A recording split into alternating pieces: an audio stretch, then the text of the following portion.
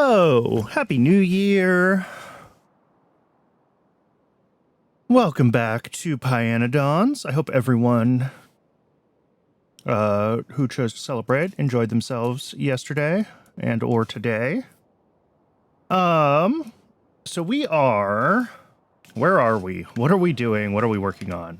My inventory is full of crap, but we have been in the process of slowly but surely migrating from the old mall, all of this, and this, which was just a mess of assemblers, to the new mall, which we still have a bus for some things. But we also now have these modules, which are autocrafters, and we were finally able to get those working. So I think the first thing we need to do today is get blue and red inserters going. We did just grab the tech for the upgraded fast inserter recipe, although that is a spicy recipe, and we're not making Electronics Mark 1, I don't think, so we would need to go make those somewhere.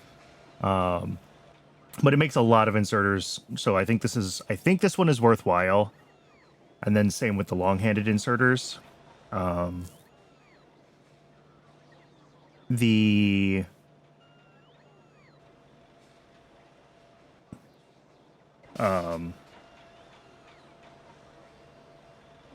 Our other inserters that we need to be able to make are bulk inserters, which haven't changed, but we need fast inserters first for those. There is a future bulk inserter upgrade, but that is not until PySci 3, so we're not even worrying about that. And then somewhere in here, there's a stack inserter recipe. I don't know where that is.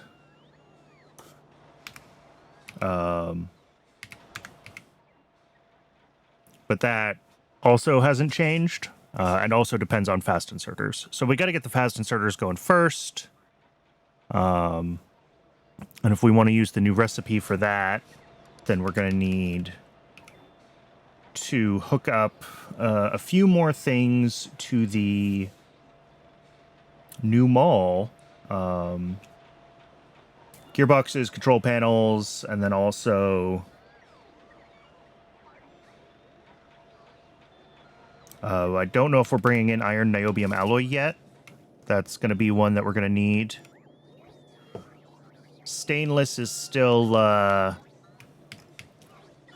slow here on the mall, but we're also still accumulating red belts. So once the red belts back up, we'll have plenty of I think we'll have plenty of stainless to maintain building them. It's just turning on this new mall and all the demand of like filling these belts and all these other things is really pushing the rest of the base to its limits here, but it'll stabilize once everything is crafted, right? So yeah, let's start, I guess, with red and blue inserters, and then we'll see what we need to grab to hook up other the green and the orange inserters as well.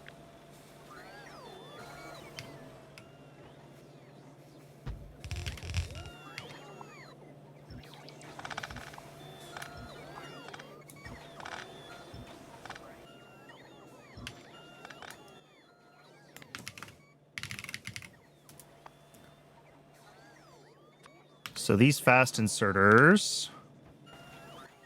Here, let's also get fast inserter there and fast inserter here. What do these stack to? 50? 50 there, 50 there. So I think that stack size is fine. Yes. Let's get... lubricant hooked up. So we need to bring over normal inserters. That's fine. We need to bring over belts. Belts we have happening here, so that'll be relatively easy to bring over.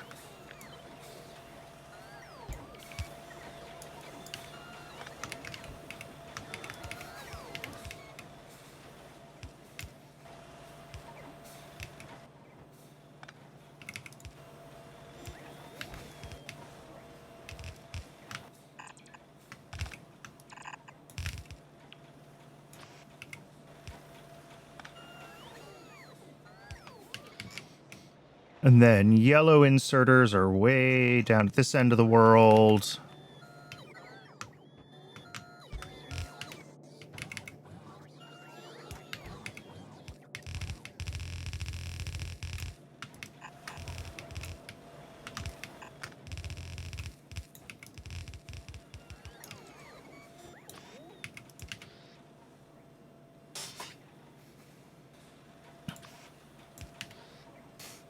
And then control panels, gearboxes, advanced small parts are down here somewhere, so we can get those.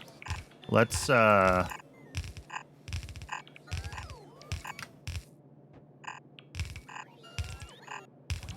them all expanded here. So advanced small parts are going to come right here.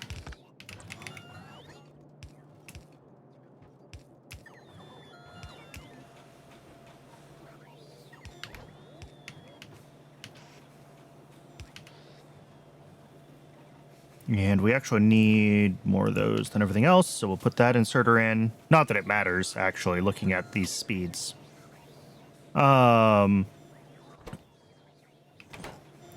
I think everything else that we need... Iron niobium alloy we're not going to have yet. Belts are going to come from there. The yellow inserters are going to come from here.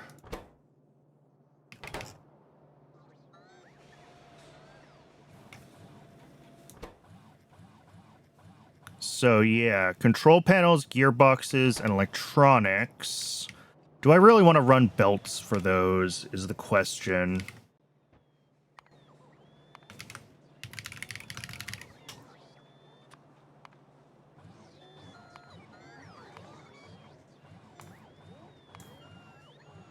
And like, no, not really. They're only used in this recipe for control panels. Gearboxes, I think, are a little more common.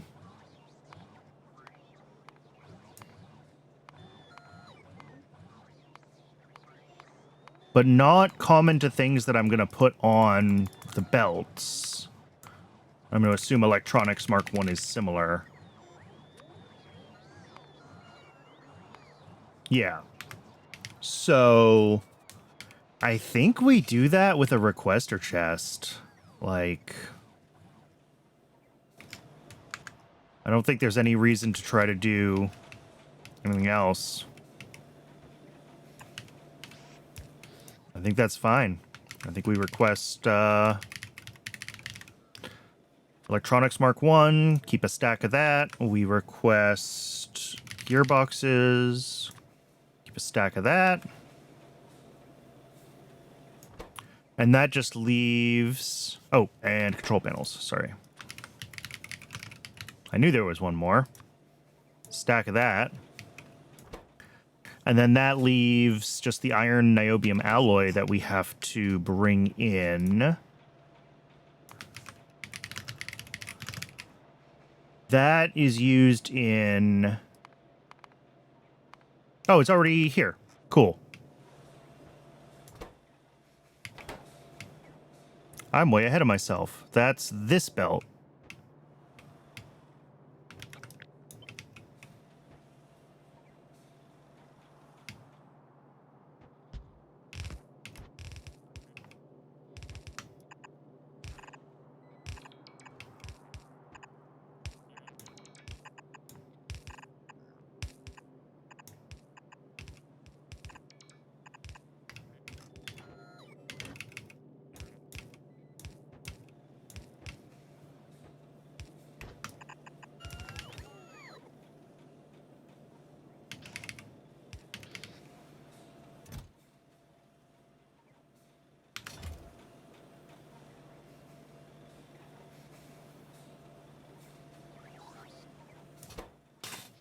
Okay, so yeah, that's just the gearboxes, electronics, and control panels, which we should have at least some of those things requested, but they might not be getting delivered because, you know. All right, yeah, we have control panels. We don't have gearboxes, and we're not even making the electronics right. That's right. I need to click this buffer chests check mark. I'm always gonna forget that I need that check.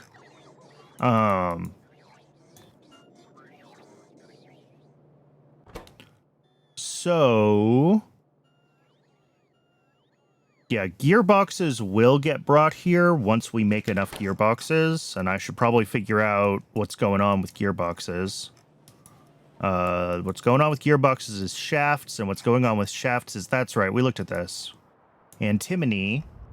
And antimony is missing Dowfroth. And what was breaking Dowfroth? Wasn't it like ethylene glycol was our actual problem? Yes, and that's up here somewhere.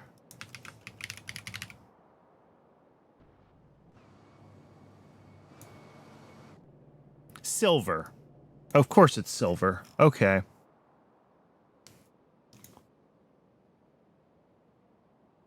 I'm kind of surprised.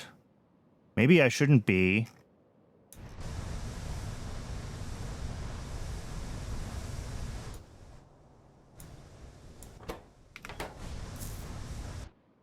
I mean, it's possible that some things changed, so we're just not making as much soot. And we do have this running, which makes silver plate, but this is very inefficient. What are the other things that are demanding silver plate, though? That's really the question. Yeah, nothing has it, and that surprises me.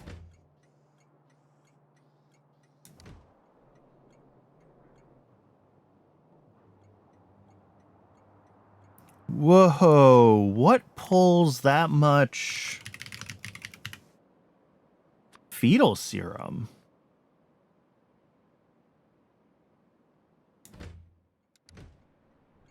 Vat brains. Oh boy. So yes, that is a problem. Vat brain cartridges have eaten all my silver. Okay. Well, I don't really know what to do about that.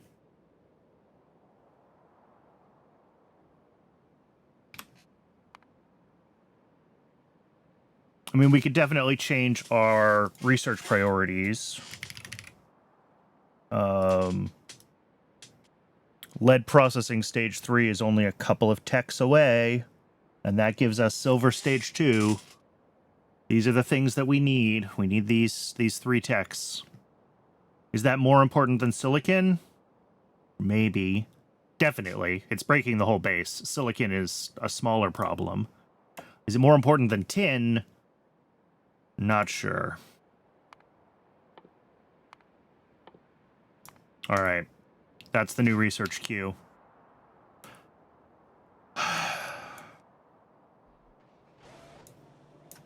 All right. So I might not be able to turn this on then if, as long as we're struggling with silver.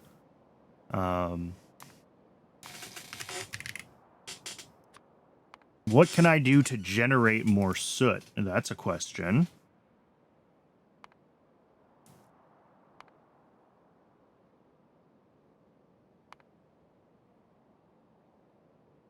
Not a lot, really. It just kind of happens on its own.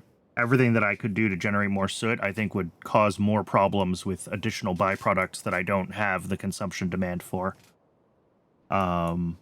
The other option would be to, like, try to scale this build up and bring in, you know,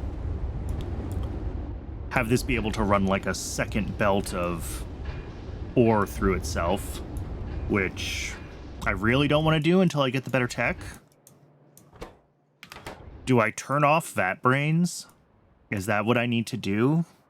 Just turn off vat brain cartridges for a while so that the other things in the base that need silver can run? I hate to do that, because it's going to slow down our ability to recover, right? If we don't have Vat Brain cartridges. Because, like, the productivity boost to science is huge.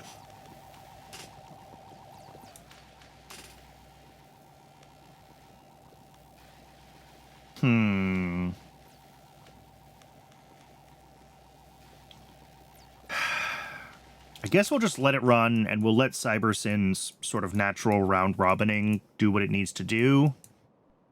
And we'll check in later and see if we've managed to get anything else. With the Electronics Mark 1, we do have to make somewhere. Because we're not making that right now. And what does that need? A lot of the same stuff that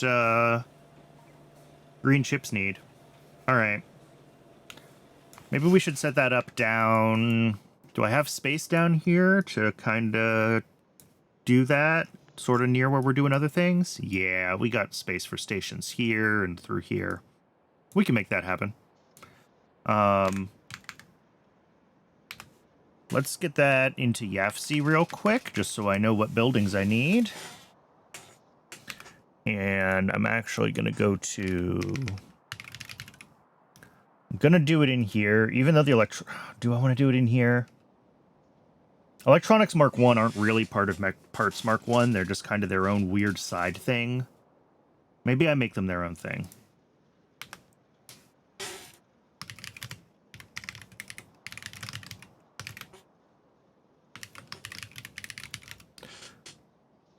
But the Electronics Mark II are part of Mechanical Parts Mark II.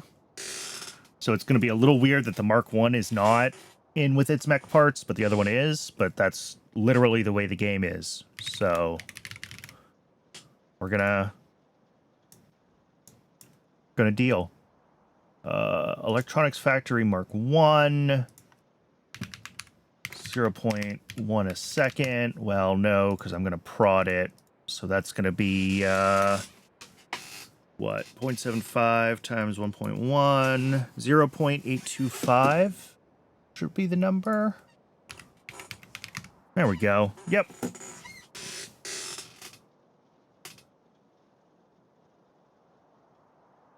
Or I guess I could do two of them, but honestly, we don't need that many electronics, right? We need them to be able to make blue inserters, and that's it? Maybe also red inserters? I don't remember.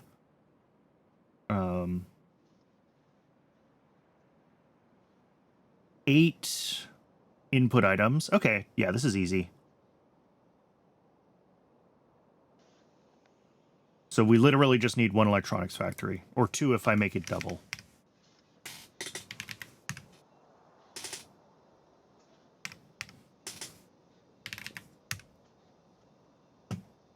Should we do 2? That's a lot of high power resistors. How much high power resistor do I make? 4.8 a second. All right. Oh, we can prod those even. Not that well, maybe I should actually, because tin is a problem. Maybe I should rebuild this for prod.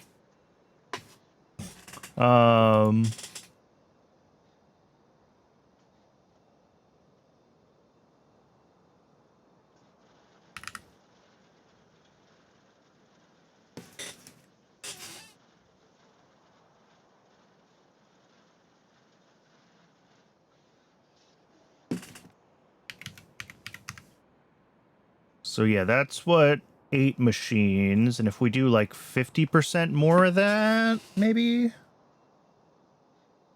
5.94. Boom. All right, so that's 4 more machines here. 2 of them for Electronics Mark 1.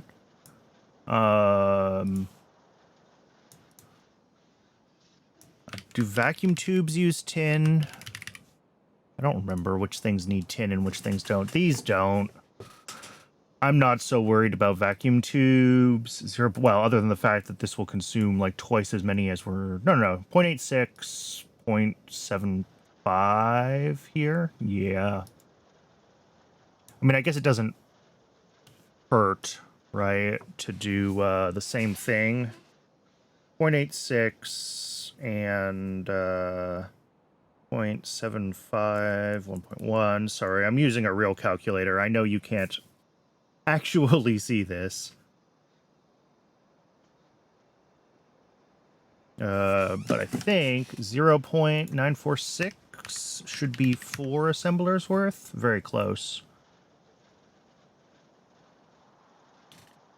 So that's 2, 7, 4, 0.75, 1.1, 9428. There we go.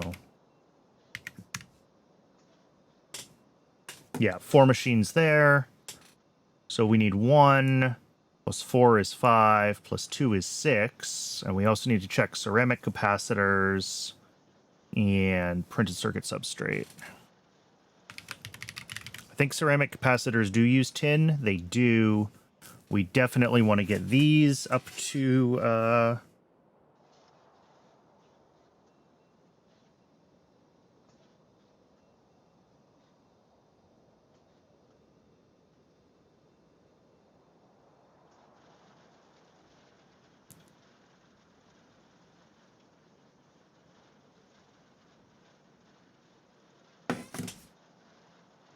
want to get these ones prodded as well.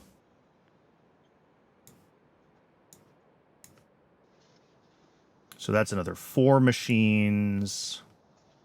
Just 1 extra one on vacuum tubes. We probably don't actually have to go up to 4 here. We could probably get away with 6, but... Or sorry, 6 instead of 8. Only 2 extra machines instead of 4 extra machines. But whatever. And then tinned cable, solder, all of these we're already using good recipes for. The substrate.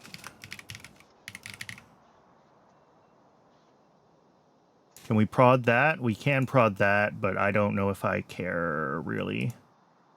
It's really the capacitors and the resistors that I want to prod, because those have...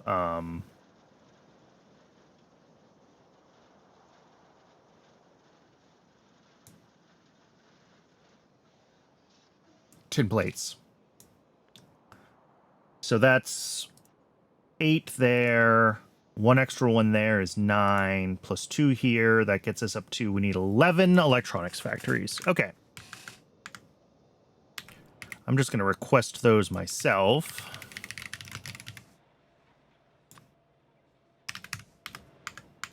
And I imagine I have not yet put... Oh, they are in the allow list. Cool. And everything they need is available. Awesome. I love it when stuff is easy. Yeah, all of this is stuff... All of their dependencies are things that are in the belt portion of the mole. So...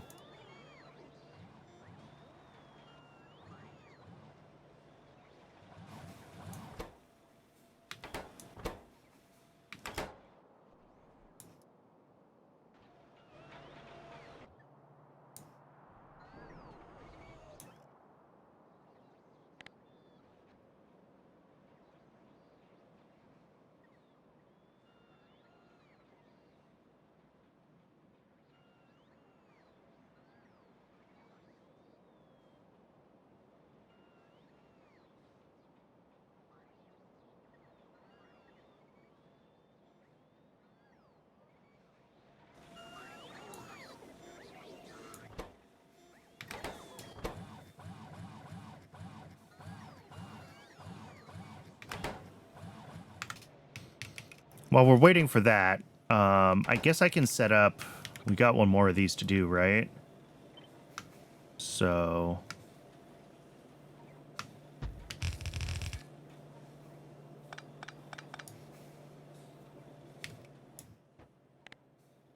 This one's going to do... long-handed inserters. So some of these are going to be the same.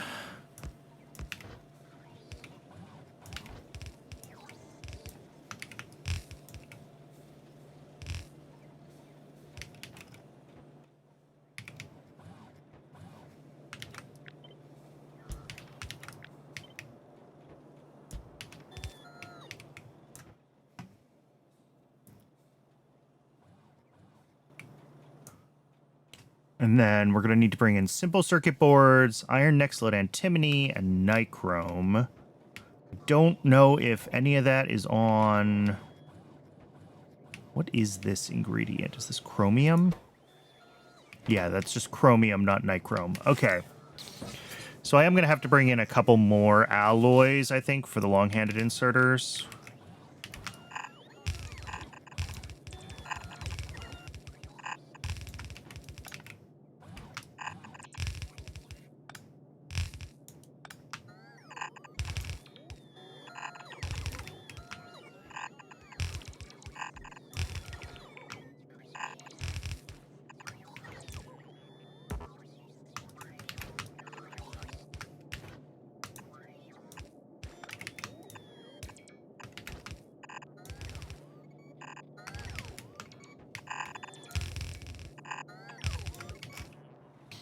All right, so advanced small parts, basically the same. Well, sort of the same.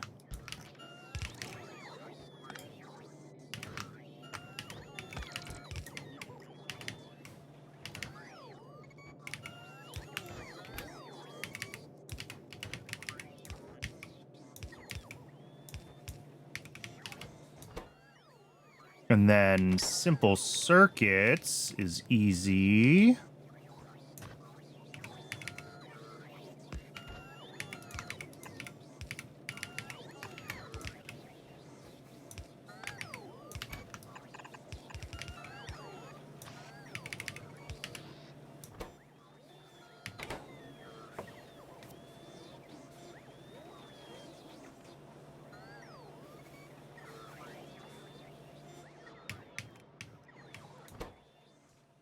Iron next-lead antimony special alloy and nichrome. Yeah, I don't think we're currently bringing either of those into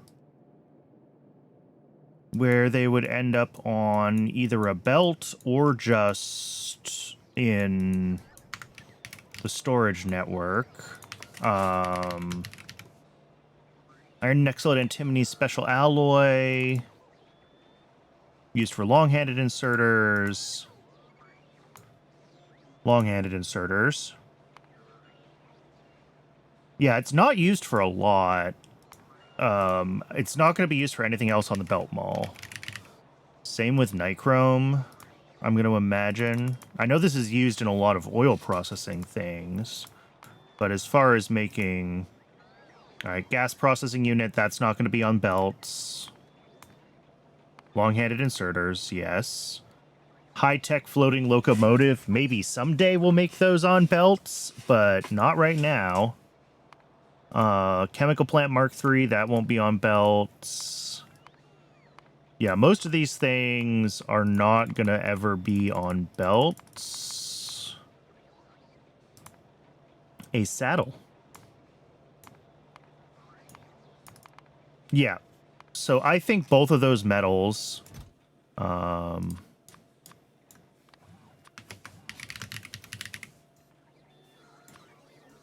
Iron next-lead antimony and nichrome. That's funny. We have just a little bit of those in storage. But we can bring those in through...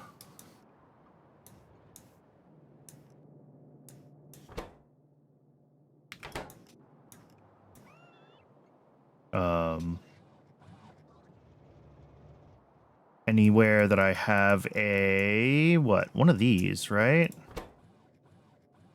Yeah. Iron next-lead antimony special alloy. And... nichrome. And then also set this up here. Nichrome... and iron next-lead antimony special alloy. Cool.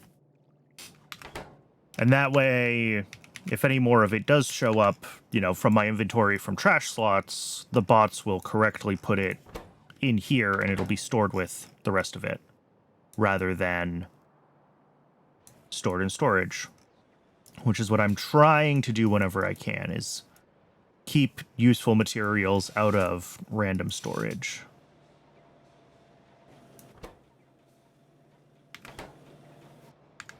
Okay, that is...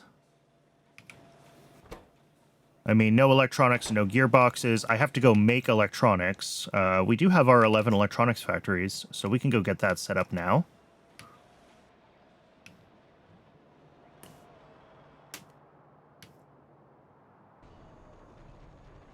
I think what I may want to try to do at some point today is get the connection from here down to here figured out. That's going to be kind of tedious, but it does need to get done. The thing I have to decide is, do we want to go down? Well, there's a couple things. Do we want to come to this point at all? Is that a worthwhile place to connect to?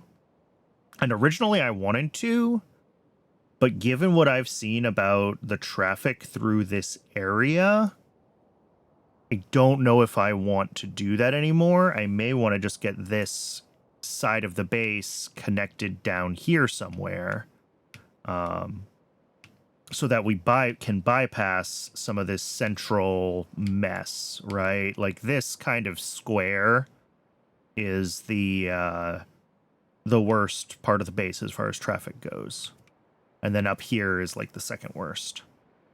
And then the other question is, if I do instead want to come right down, do I want to use all the landfill and come right straight down to like here, or to like here, or maybe come to like the middle of this? Or do we want to go further out and down here?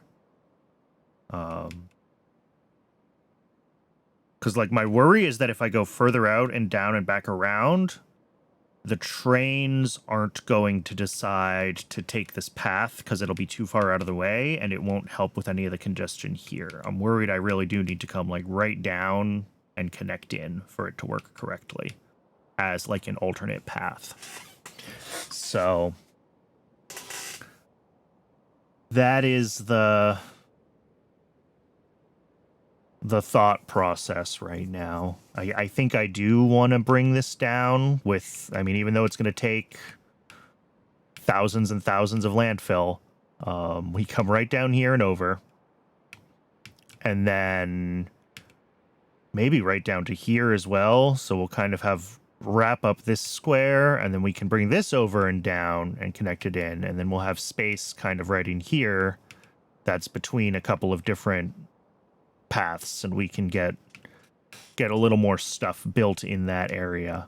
But I'm not totally sure yet exactly what I want to do.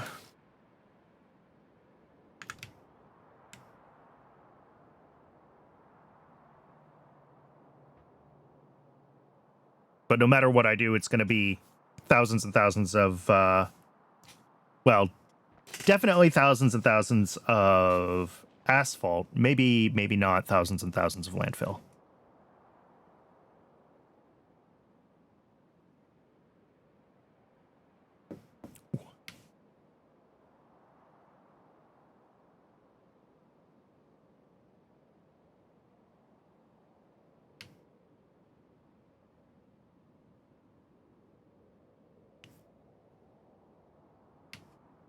Where am I? There we go. All right, so the ones we want to rebuild for sure, we're upgrading high power resistors and we're upgrading capacitors because both of those use tin and we want to get them prod moduled. And then beyond that, oh, I didn't even think about if we're upgrading capacitors, do we need more, shoot, ceramic? Oh, well. Yeah, this one's easy to upgrade by one. Up. Pressure pump.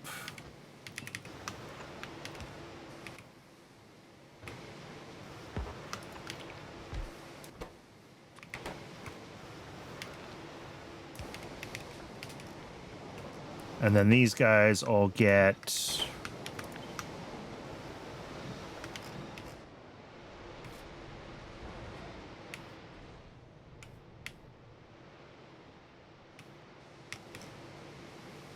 Oof. Really? Glass plate? Tell me glass didn't break again. Why is glass stopped? Glass doesn't have pure sand. Pure sand is running, I guess. I just don't have trains. Other pure sand also running? Also kind of running. Oh. That's a problem. I thought this might become a problem. It has become a problem. We don't have the coarse fraction consumption to keep up with our pure sand. Okay. Where's the coarse fraction void? Is this also stopped? It's stopped on stone. Which is...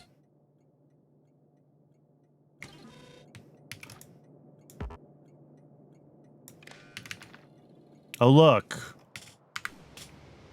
It was a missing signal wire. Who would have thought? All right. High power resistors. We're going up to 12 electronics factories. So like that.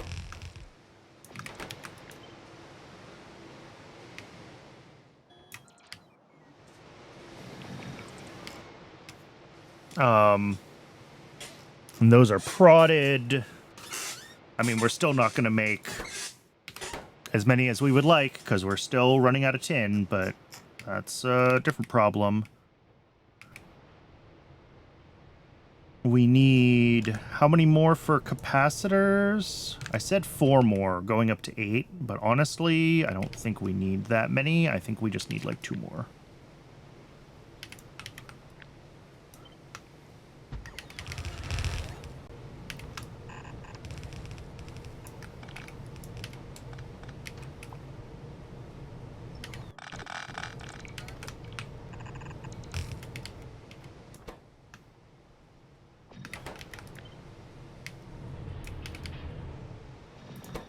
And again, we're missing tin. Each of these guys uses... what? Because now they're prodded. This uses 1.2 total per second. These, I mean, I guess I could also prod these ones. Which I didn't really think about. Alright, so this uses 2 ceramic a second. All of this is using like 0.15, 0.3, 0.6, 0.9.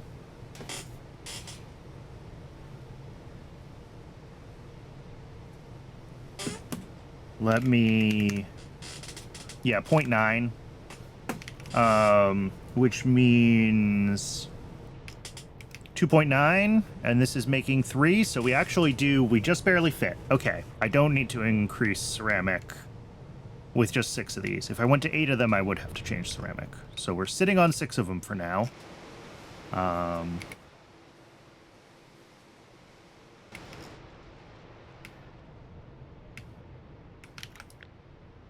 12 there. 2 there. Yeah, that's how many I said in fact. I'm trying to figure out why I have what appears to be 1 extra electronics factory.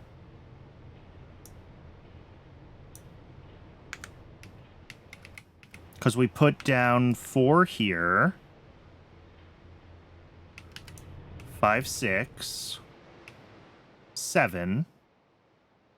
Yeah, and I said I needed 11.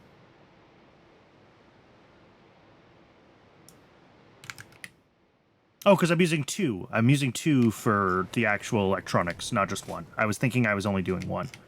But YAFC says 2. Okay. Figured it out. Because that's just the 2 that we didn't put down for ceramic capacitors.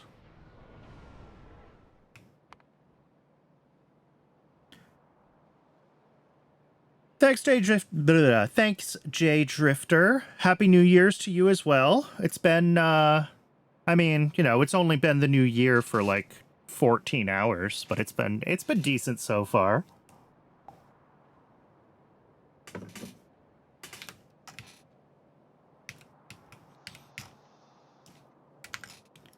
All right, I think I just need 3 stations, because this is going to be pretty much like this, where we have like 8 ingredients coming in. So I'll do the pickup at the bottom, and this is going to be where they are actually made.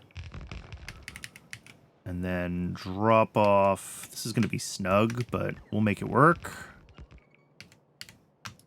Drop off. All right. So each of these, we have 8 ingredients for the Mark I electronics. So printed circuit substrate, vacuum tubes, capacitors, and resistors.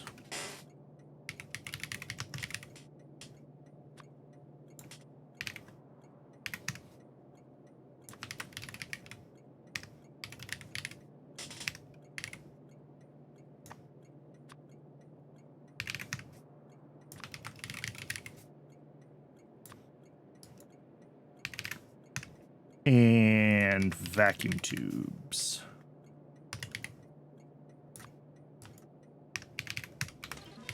And down here, we are going to have tinned cable,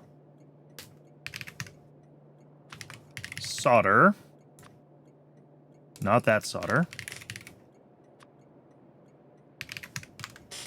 Iron plates and glass, which is not ideal, but it is what it is.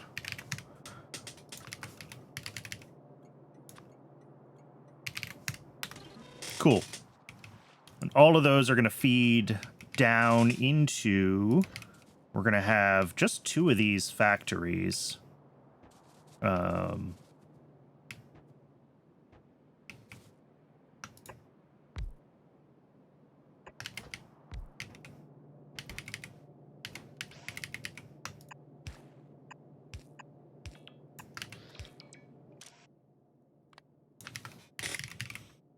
Solder, tinned cable, iron plate, and glass.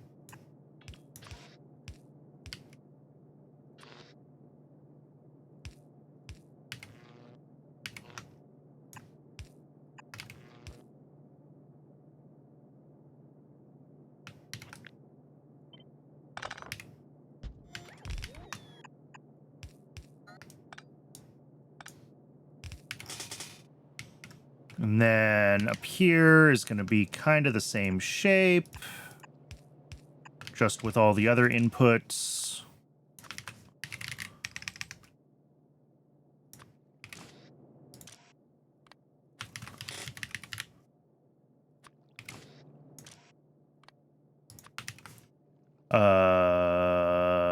Resistors and capacitors.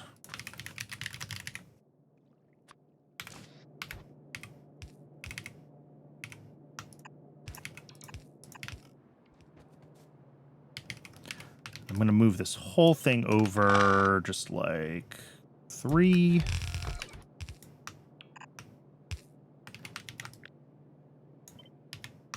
Just to give myself a bit more room to work.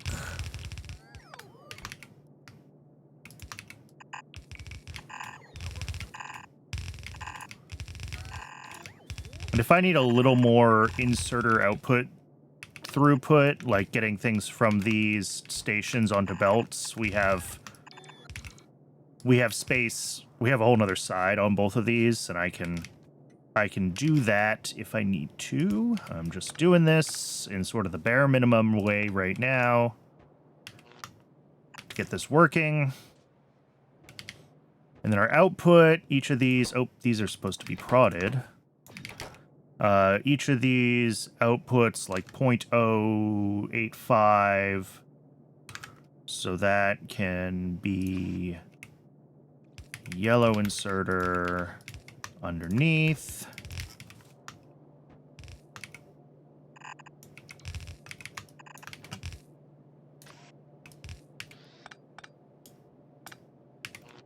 And the pickup station. All right. This is probably not going to turn on right away because we still have issues.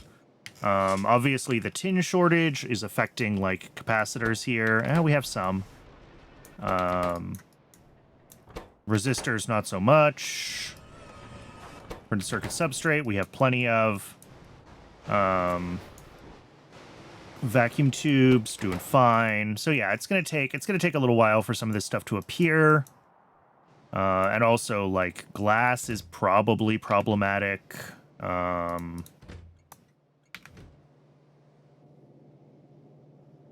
Should just be glass, though. I think iron plates, tinned cable, and, well, tinned cable might be an issue. Solder might be an issue. Because both of those are tin, right?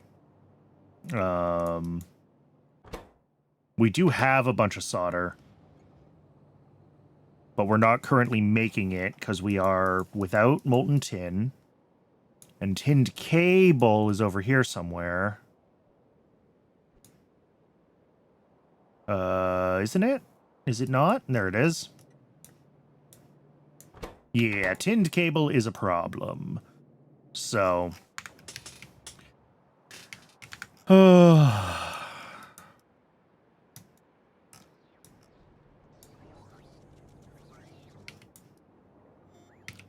Fortunately, when I voided a bunch of metals over here, I don't think that tin was one of them. Oh, wow. We are running out of molten iron. That's not good. Let's check on iron. Just make sure that we're doing okay. Yeah? Seems okay. But I think the way this is all set up is it'll, like, prioritize making steel, and only then does it go to the molten iron? Yeah. And with us pulling molten steel and molten stainless steel into the mall area, I think it's probably started to do,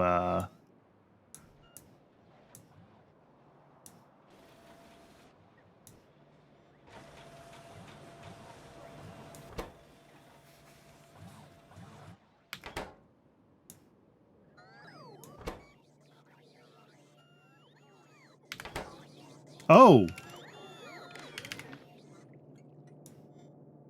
Cool.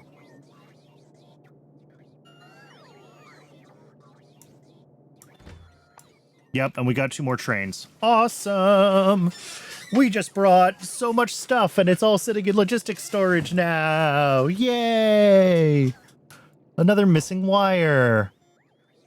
I mean, eventually the bots will use all of this stuff that's going to be in storage here.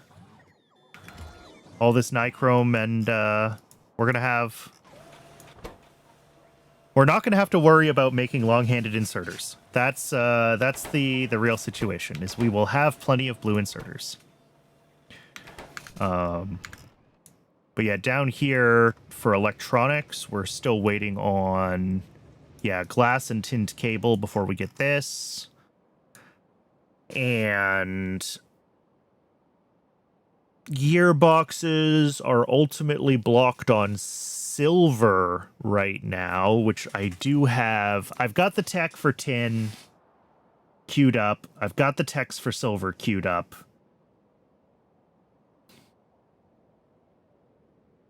I should look into tin stage 3 and see if they're, and I guess silver stage 2, and see what I need to figure out as far as, like,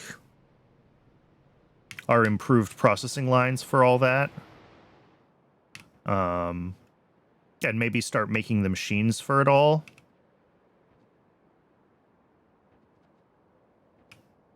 Yeah, let's do that. Wrong button, sorry. We're going to have to make probably some intermediate builds, right? We're going to have some...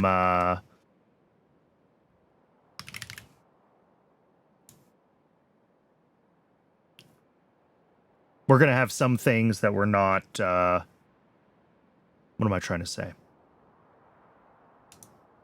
We're going to have new inputs probably to the processing, right? New like solvents or things like that. So we want to make sure that we get those builds going, especially if we already have the text for them. There we go. Those are the words that I was trying to say. So tin grade 3 still goes to grade 4. Rejects do what they do. Grade 4 still goes to tin dust. Tin dust, okay, now goes to tin concentrate. So tin concentrate. Tin rejects goes to powdered tin, which goes to tin solution, which goes to bottom tin pulp. Oh, jeez. Okay, which does eventually become tin concentrate. Middle tin pulp becomes tin slime. Tin slime goes to tin slime overflow, which loops back to tin pulp stage. No, tin pulp stage 1 is different. And that becomes tin concentrate again. Okay, so ultimately everything becomes tin concentrate. And then that goes to the high grade tin concentrate, which goes to tin pulp stage 2, which goes to tin pulp stage 3. Oh.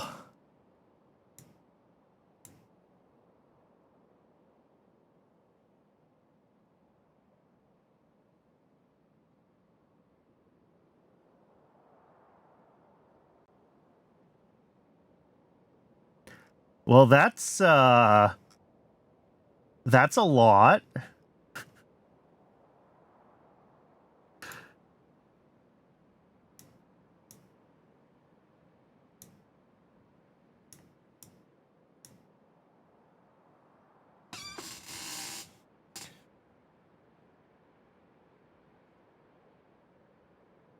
All right, what do we need to bring in here to make this work? I see some sand. Sand isn't too hard. We can make sand on site now.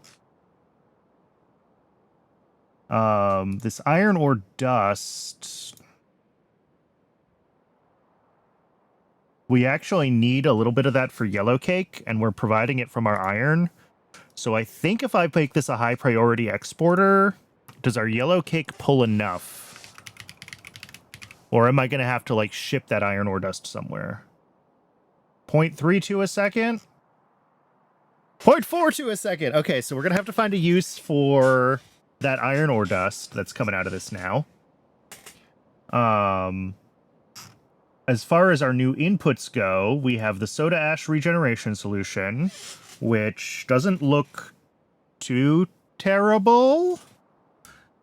We have grease, which we're just now working on the research for. That needs low distillates and lubricant. Okay. Wait, we output lubricant as a byproduct. Ew.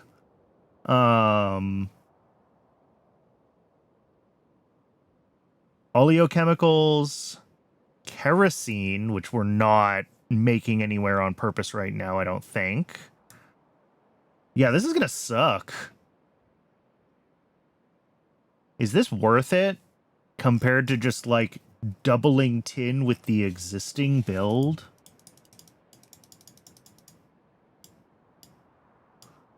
Like,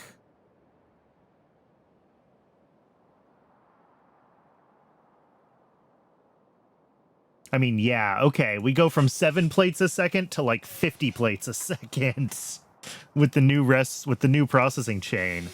But that is just a huge jump in complexity, and there's a lot that we have to do to get ready for it. All right. Yep, I think that's what we're going to do. But it's going to be a big build, and it's going to be kind of annoying to do. So, yay. I might do a clean rebuild of tin in that case. I'm not sure yet. It's ad break o'clock.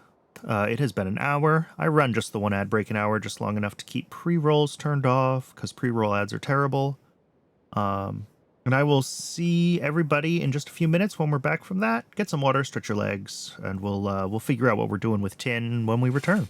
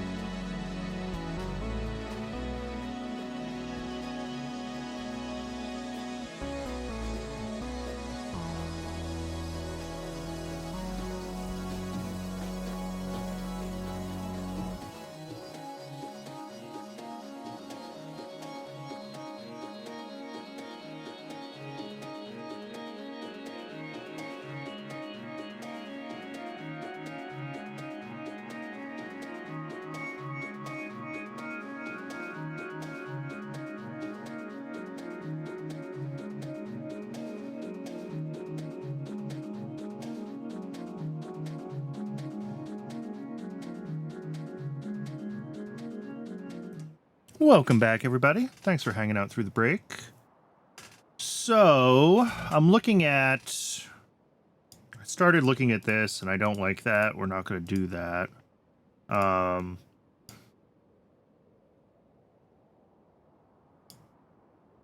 did we end up with... Something is linked in a way that it shouldn't be. And I'm not sure what that something is.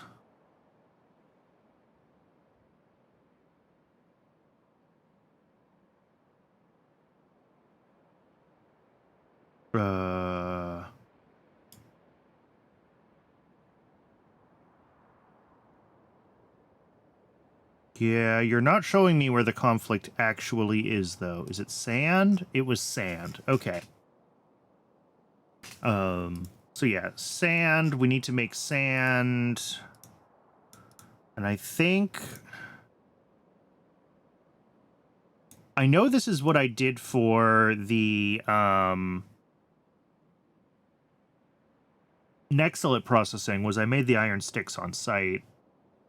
But those use quite a lot more sand than this processing does. Yes. So we might not want to do the iron sticks on site here. We might want to just take those in by train. So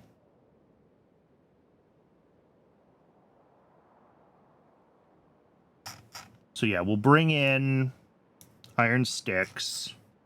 Or we just bring in sand. It's not that much sand. Maybe that's what we do, is we just bring in the sand we need for this build.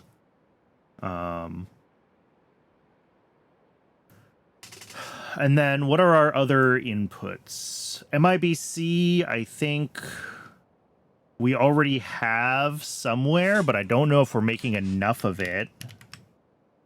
Yeah, we make 100 a second right now. And this tin build will consume 160. So we need to, like, triple this build. We can prod it. Does it need to be prodded? Maybe.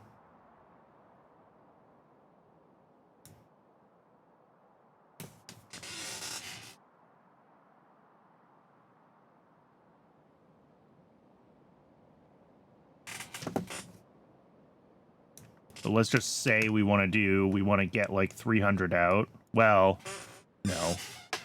We'll do 100, 75, 1.1, 330. There we go. That's a nice round number of mixers. So yeah, if we go up to like 330 a second, that's a lot of petroleum gas, which I'm worried we're not making enough of if we're going to need this. And acetone as well.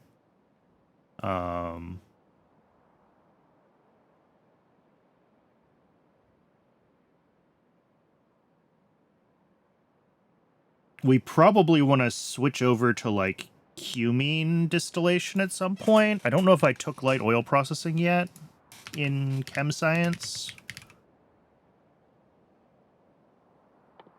Yeah.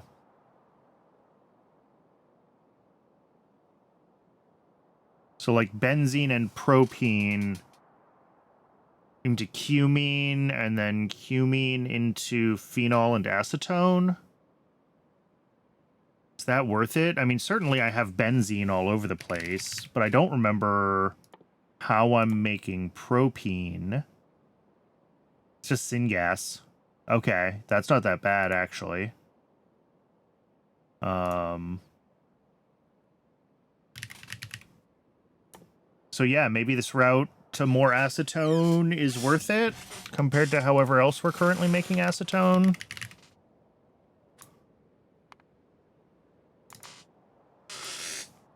Because we've got this, but this is really just cleaning up a side product. This is not a major path to acetone. We've got this one, which turns 50 propene into 50 acetone, and this is probably what we're running now. This turns 50 cumene into 100 acetone. So, but to get the cumene...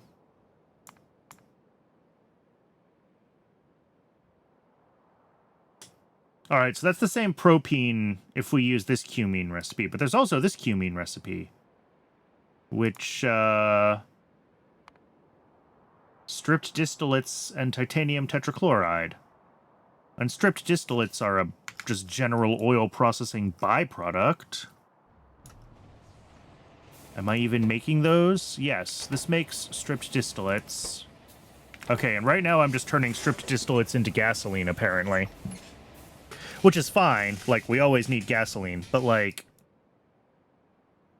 we can definitely consider just turning them directly into cumene, and then cumene into more, what's it called?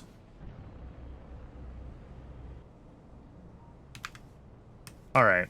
And then petroleum gas, like there's lots of ways to make petroleum gas, but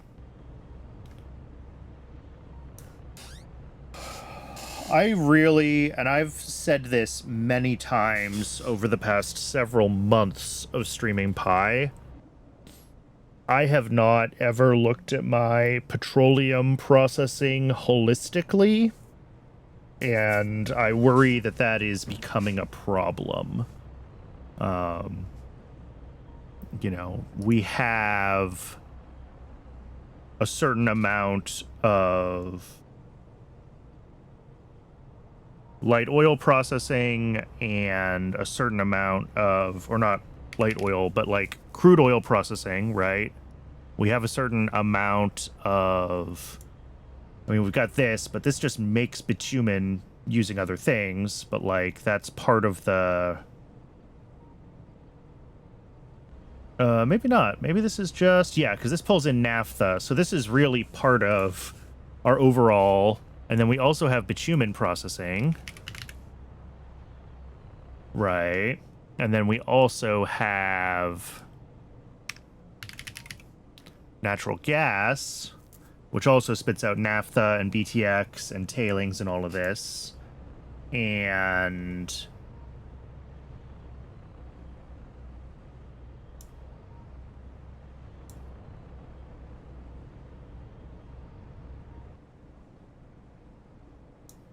it's all kind of a mess.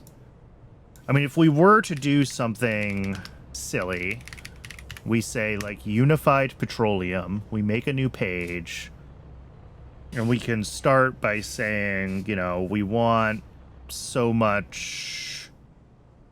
I mean, we could even start with the MIBC, right? That's a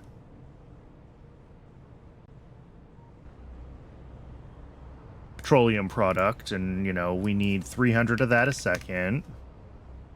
Prodded, whatever, I said 330. And it's like, we need to make the acetone. And, like, we could put both recipes in here.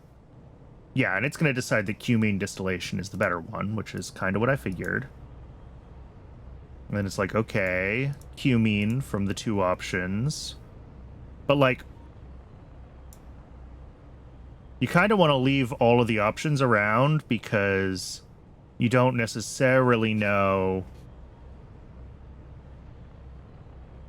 what the other side products of various things in, and as the solver goes through and resolves, like, it's gonna figure out that, like,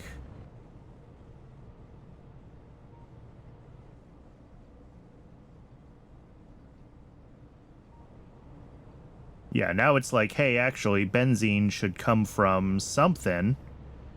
And I'm like, okay, we have benzene from BTX, or we have benzene from stripped distillates, or we have benzene from tall oil separation, or we have, right? Like, you almost need to list all of these different potential processing steps so that the solver can kind of, like, solve the whole thing. And then we need to look at each of these and be like, what do we do with them? Petroleum gas, you kind of need to decide, okay, is that coming from condensed distillates, or is it coming from aromatics and hydrogen? More aromatics and hydrogen. Olefins. Refined syngas, probably not that one. Natural gas. And then, like, at each of these, you just kind of have to be plugging in your inputs, because now it does think that, like, oh, aromatics is something we should be making. And it's like, okay, that comes from...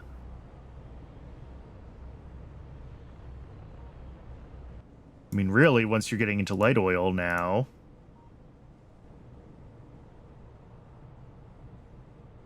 Oh, but as soon as I say I'm making aromatics from light oil, it's like, oh, no, no, no. You should actually be getting your petroleum gas from something else. Which recipe did it decide to bounce back to? This one. Olefins to light oil. If I link light oil, it'll start doing other things.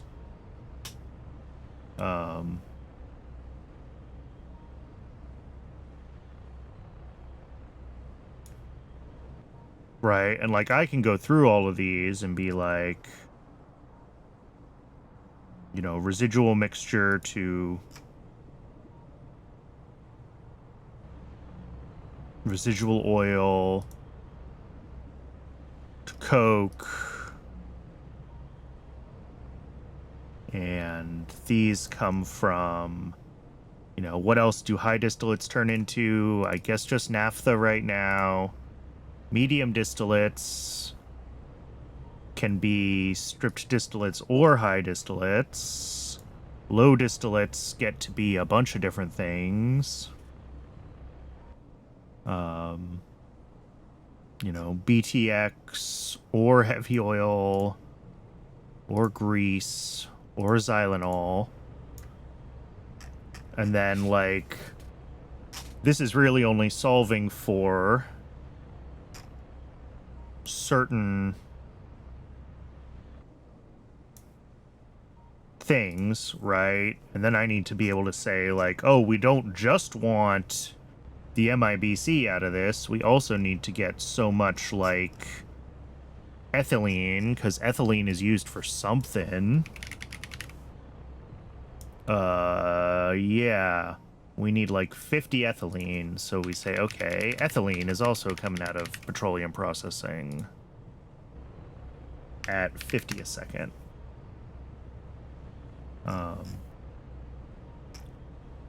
But I haven't even added in the bitumen processing side, I just realized. So that's a whole thing that we need to do.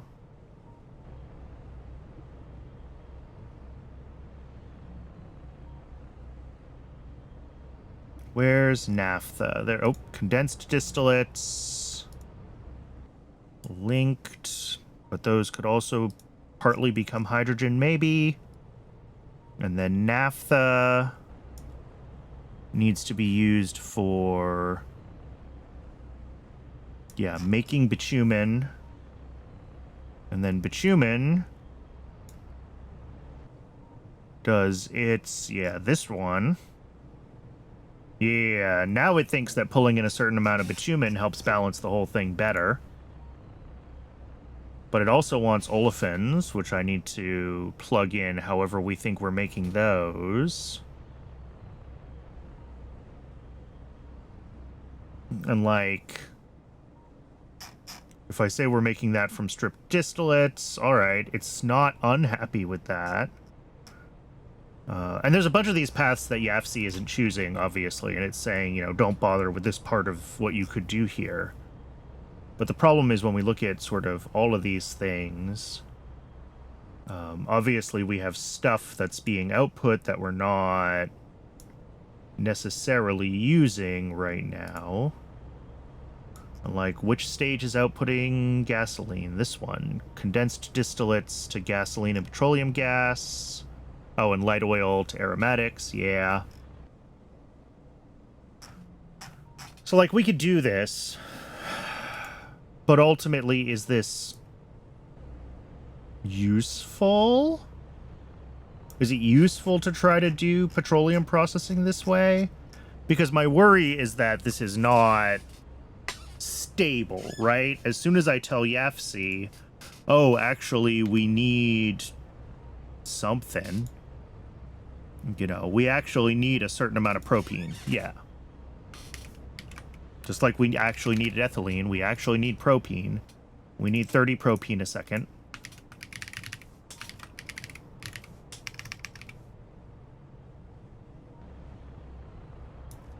And, like, once we put that in, look at that. That changes the whole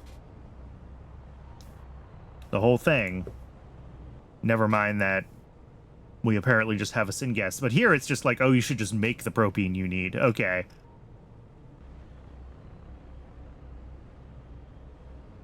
So it decided not to use propene as a potential input for cumene, but it says if you need propene, just make it. So, okay, that maybe just comes right out. Maybe that was a bad example. You know, what else is benzene used for? We need a certain amount of benzene to make nitrobenzene, right? Or parylene or styrene. And once we say we need benzene, yeah, actually, let's do that. Let's say we need benzene.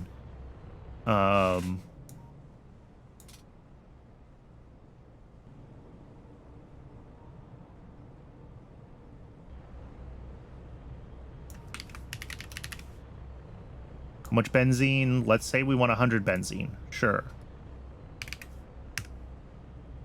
It rebalances some things. Does anything, like, really change? Yes. Yeah, now all of these paths that, like, it didn't want to do before, where it didn't want to make benzene at all, now it'll pull through some of those because we do need benzene.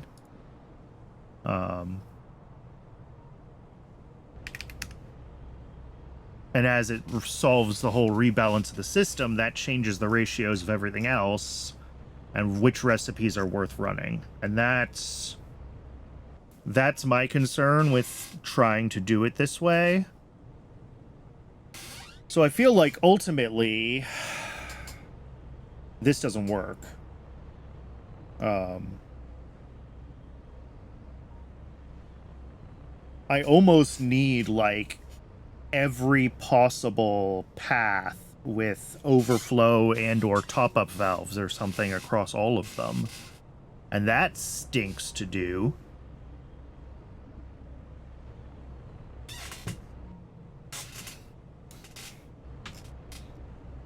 Or, like, I can't keep doing what I've been doing, which is, as I need a new thing from petroleum, I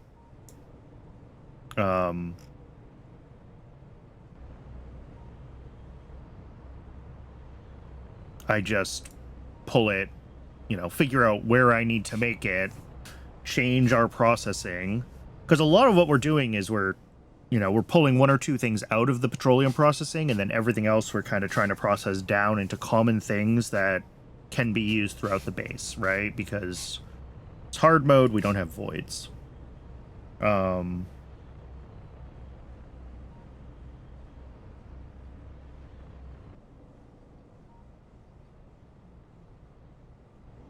Yeah. It is interesting, though, that YAFC really is pretty happy with switching to cumene distillation, and it thinks the best way to get that cumene is stripped distillates. So I'm fine with setting that up, because, again, I think we're only turning stripped distillates into gasoline right now. If we check our crude oil processing and we find stripped distillates in here, yeah, we're just turning that into gasoline. Although I think if we don't turn this into gasoline, well, we just have to find another way to fuel this thing here. But that's acetone solved. The other input here is petroleum gas, and that is less. There's fewer obvious wins there. But I think if we end up needing a lot of petroleum gas, we always have this. We can always change the aromatics to diesel void into making... Well, that assumes we have aromatics to spare, which is not always a given.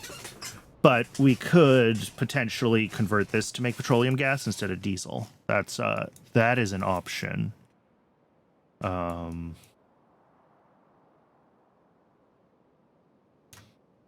I do feel like we need to stop doing all of this sort of ad hoc petroleum processing, and we need to figure out, again, what we're actually trying to get out of it and how we want to run it to do that. But I don't think that we can rely on YAFC to do that calculation for us. Like, I think this sheet is a bad idea. I think we have to look at each build and say, we want to have the capability to produce, cumene, okay, from stripped distillates. But we also need to make sure that when we don't need cumene, those stripped distillates go somewhere. Although, apparently we can turn cumene into organic solvent. Is that worthwhile? Maybe. And, like, we have to be able to get rid of this phenol. And, like, we need phenol in the base. Yeah, we make 8 a second. So, like, looking at this, 4 a second. In theory, we can just make this the high priority source.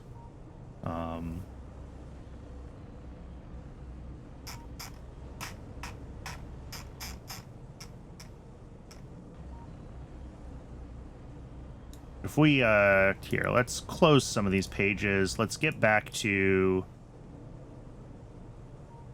I mean, I don't think I'm doing stripped distillates in bitumen processing. I think I'm only doing that in oil processing right now. And this is another thing where maybe we do want to unify bitumen and oil processing because they have a bunch of the same processing steps, just in slightly different ratios.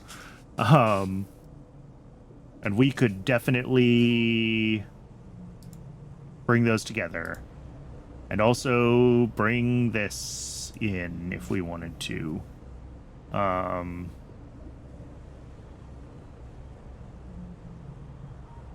Because this makes a huge amount of bitumen. I didn't realize how much bitumen this was actually capable of making from oil sands compared to, like, what we're capable of processing here.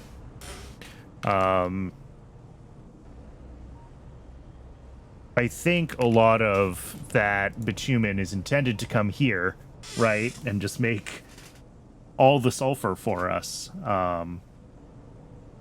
But we could do a bigger bitumen processing, and we could expand crude processing. And again, maybe those things should go together.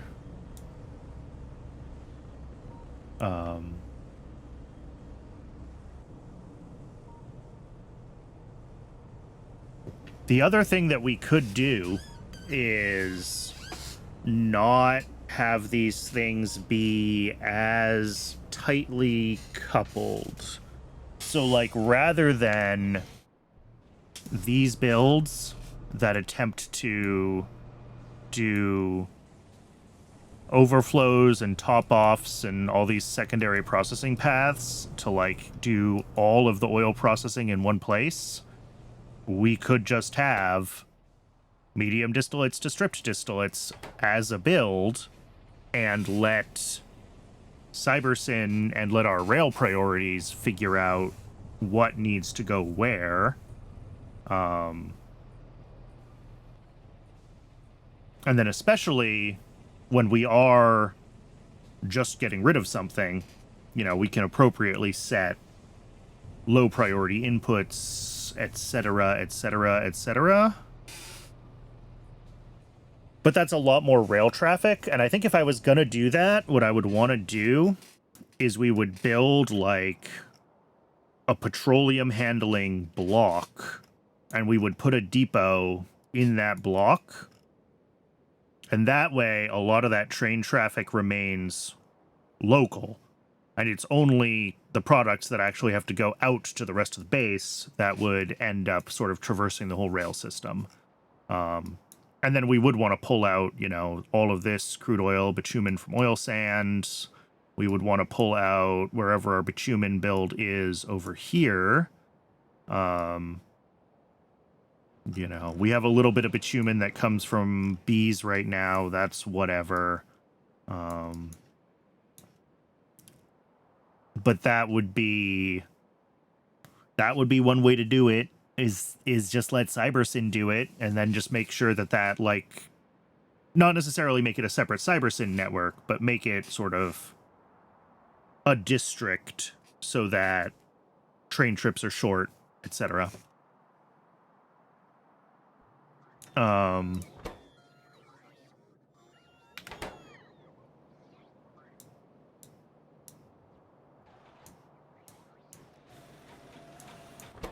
Oh no!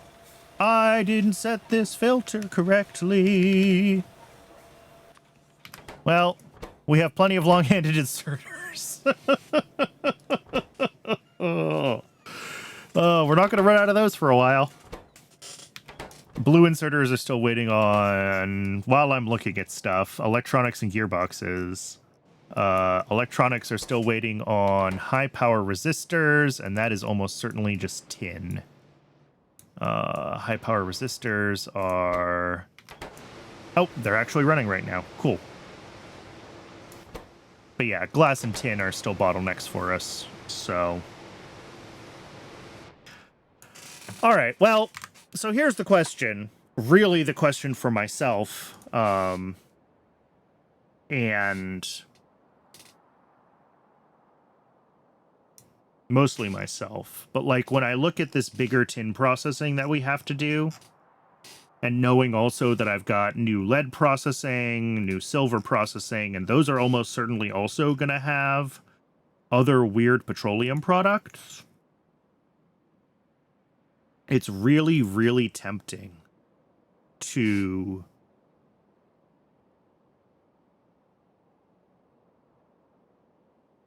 build the Petro District, to start over completely and start tearing up all of our other, like, petrochemical builds and move them all to kind of one area where it can all be based on rails and where we don't have these, like, complex balanced setups that I'm constantly having to tweak by changing, you know, BTX goes to 4 different things. Which of these do we care about? Well, sometimes all of them at different times. And it's going to be a big... It's going to be a big refactor to do that. But, like, I think we can do it. It's just... Is it what we want to be doing? I just don't feel like my current petroleum builds are scalable, and I don't feel like they are... I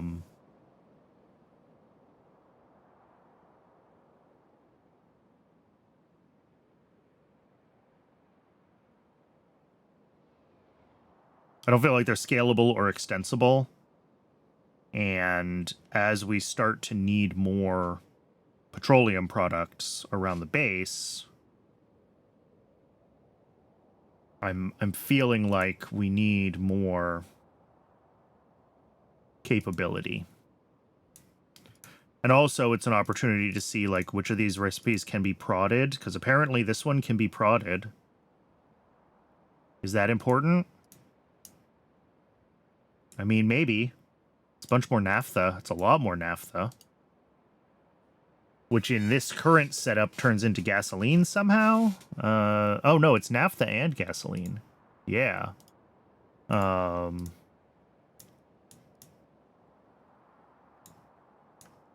like, it's definitely also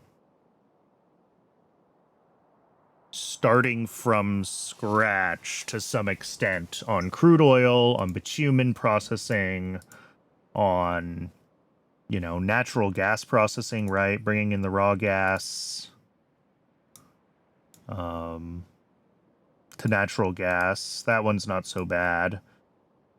But then immediately after that, right, it's condensates, and, like, this is the thing, right? We have this exact same condensates recipe to refined natural gas to condensates loop in, like, 3 different builds. We leach out the refined natural gas from 1 or more of those. I don't really know which ones, because we need refined natural gas in, like, 1 place.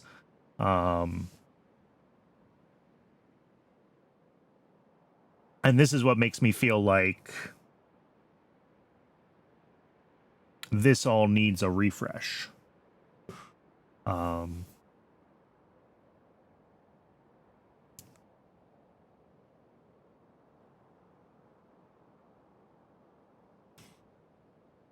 Because, like, if I look for ingredients... Yeah, there we go. So, like, we're making tons of naphtha, and I think right now a ton of it is doing this. Is this the best thing I can be doing with my overflow naphtha? I don't freaking know. Maybe this is what I want. No, that makes naphtha. Sorry. That's a production recipe. That's not... How do I... Oh, I set this up even though it's a naphtha void. It's set up as a tall oil producer. It's backwards. Let me find someplace we make naphtha. I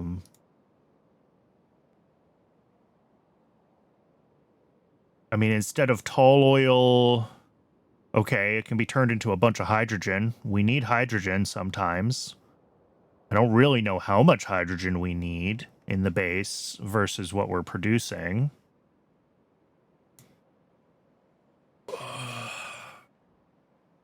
I'm definitely...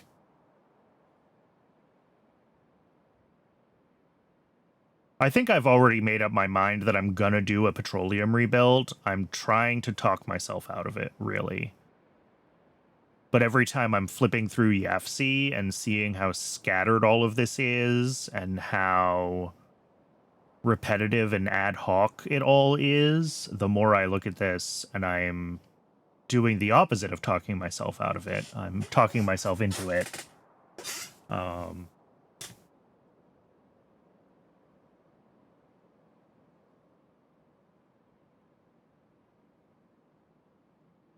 So then, well, here, let's, for one thing, let's get this back to where it is, because I haven't actually made this change yet, and I just saved it.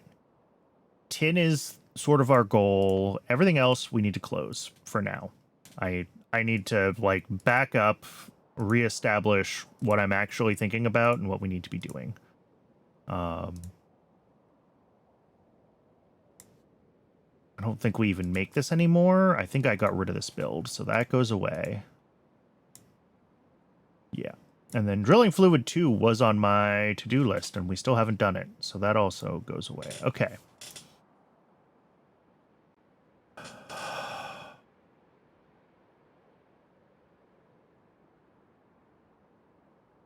So for tin, in addition to needing a bunch more MIBC, we need organic solvent, which we make in at least one way.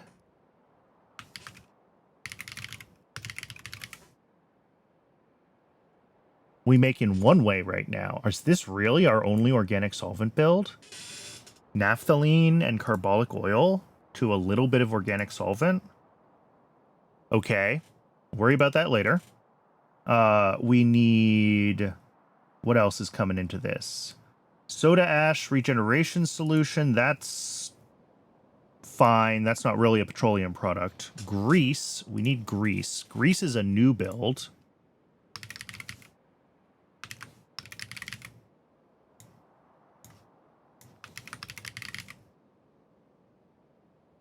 We only need a little bit of it to start with, it looks like. Although we might need it for other things. We need to evaluate that. But, like, okay. This is from low distillates and lubricant. And, like, low distillates comes from various options. But really, it's either... Right, it's a direct... Low distillates is... crude oil or bitumen directly into low distillates, and nothing else makes low distillates. Or this one, this bio oil too, but also that's bio oil to low distillates and right. They're all of these three recipes, despite being called medium distillates, residual mixture, and condensates, those are all really, I think, just named after... No, they're not even named after the highest proportion output. They're just named confusingly. All of these are the initial processing steps for oil, bitumen, and bio oil. They are confusingly named, but so be it. Let's say we get it from crude oil. You know what? For now, we're not even going to do that. We're just going to have grease sitting here. It's fine. We need to figure out grease. Grease is a thing to build. Oleochemicals, which we're currently making. And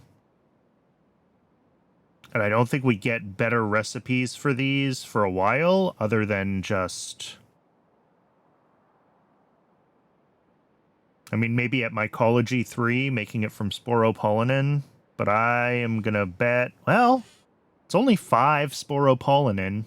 Let's look into this at some point. But that's a pie sci 2 recipe, so I should already have this available. Oh, think about that later. Let's assume we can either scale lard or figure something out for oleochemicals. The other thing we need is kerosene. Do we currently produce kerosene? No. All right. So we also need to figure out kerosene. No, not like that. This one.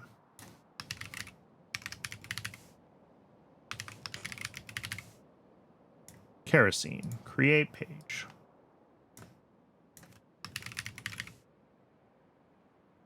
And kerosene has, looks like 3 recipes that we can use right now. So there's heavy oil, which is the original recipe. We're just about to unlock this one, which is low distillates right into kerosene. Or there's this one, which does hydrogen and crude oil right into kerosene and diesel. That is a choice that you can make, that's for sure. What does Yafsi think? Yafsi thinks this is the cheapest one, but I suspect that's because Yafsi thinks heavy oil is super cheap for some reason. I mean, if we do this, it's 1.25 low distillates a second. If we do it directly from low distillates, it's 0.67 low distillates a second. Okay. So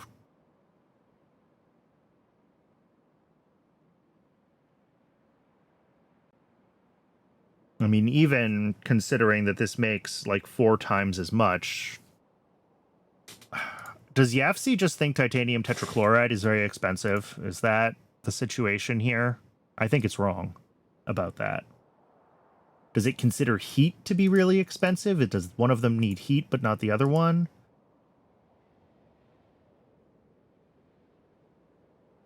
Or maybe it's looking at like shale oil and thinks that that is the super cheap thing to do. Unsure. Oh, I didn't even look at shale oil when I was going over my petrochemical stuff. Or tar. Tar processing is still sitting at where tar processing was sitting like 300 hours ago. And like, both of those definitely do interact with the rest of the petrochemical situation, right? Like, we rely on tar for a bunch of aromatics still. Oh.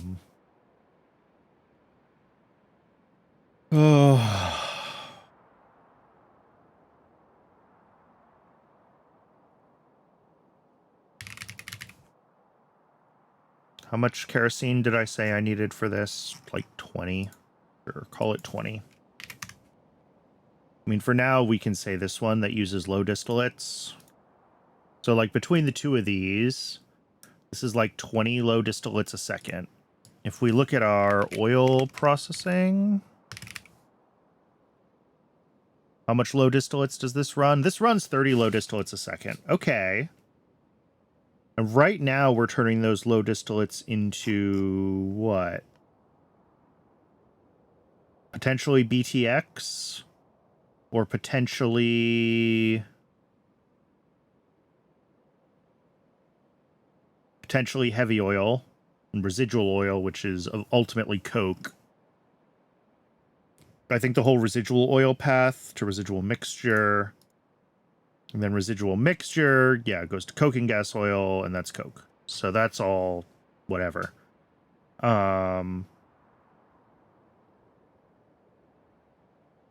But then, like, BTX, I have, like, absolutely zero accounting of... I mean, I kind of know because I can pull a certain amount of BTX into, you know, benzene. But apparently we also use it to make ethylene. And BTX is one of those things that you can get a bunch of different ways. So, like,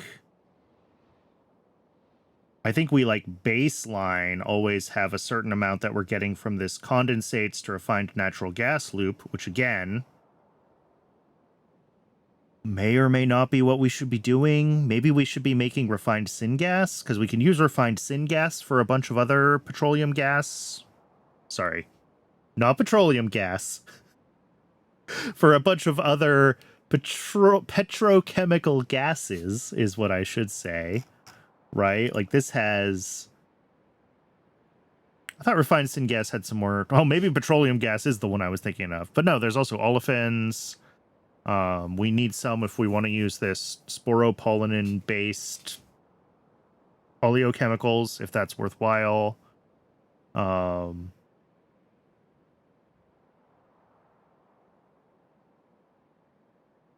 We are using it for acid gas in the base right now. Oh, I need to make decisions. I'm sorry. I'm sorry, chat. I'm sitting here kind of flip-flopping, trying to think about what I want to do. I'm waffling on. But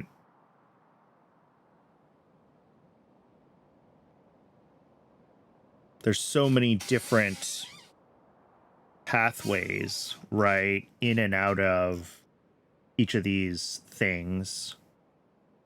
And like I can go back to the like unified petrochemical sheet and be like, how much gasoline do we actually need? How much naphtha? How much BTX? How much petroleum gas? And like plug all that in and see what it says.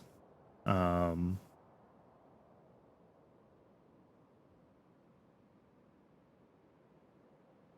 then of course there's the question of like, how much of our input do we want to be crude oil versus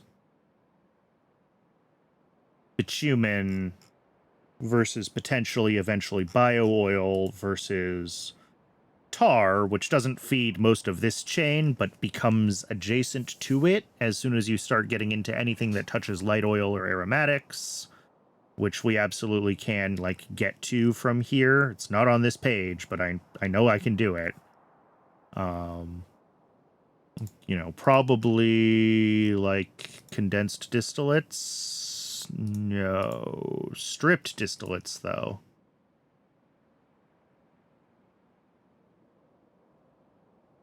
Yeah, stripped distillates to like light oil or to, well, cumene. Thought some of these ones spit out. I thought I had seen one of these that gave aromatics, and maybe I was thinking of something else. All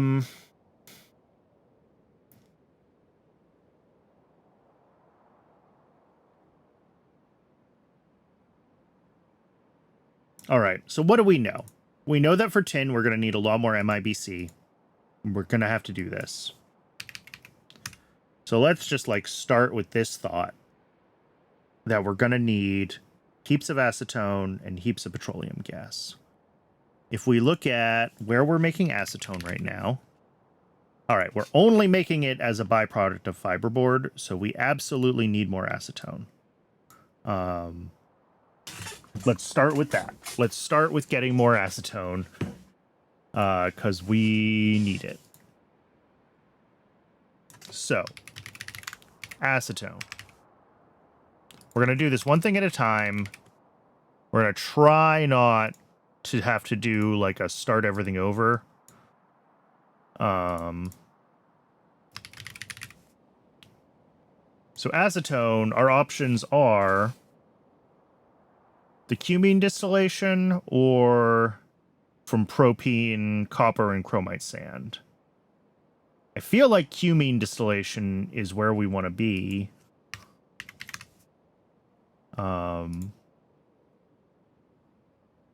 then the cumene is just straight from stripped distillates, right? That means that in our processing, we need to be able to get stripped distillates and turn that into cumene. And this is where I'm back to wanting to pull bitumen and oil and other like processing lines like this together, because I do feel like we are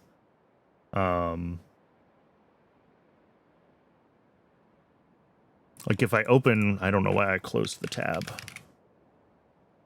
If I open oil processing and I open bitumen processing, like there's so much that's similar between these two.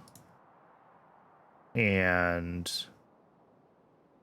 you know, it's like, okay, yeah, we're pulling stripped distillates out of medium distillates here because for some reason I started doing it there, but here I never bothered. Here we're just doing the medium distillates to high distillates to condensed, which is gasoline and a little bit of petroleum gas. These are earlier recipes, and it might just be that I made this earlier than I made this, but I think I also did make some changes here, so... all right. So sure, acetone there. Acetone can also feed organic solvent, right? There's a acetone and syngas organic solvent recipe. Yeah. So like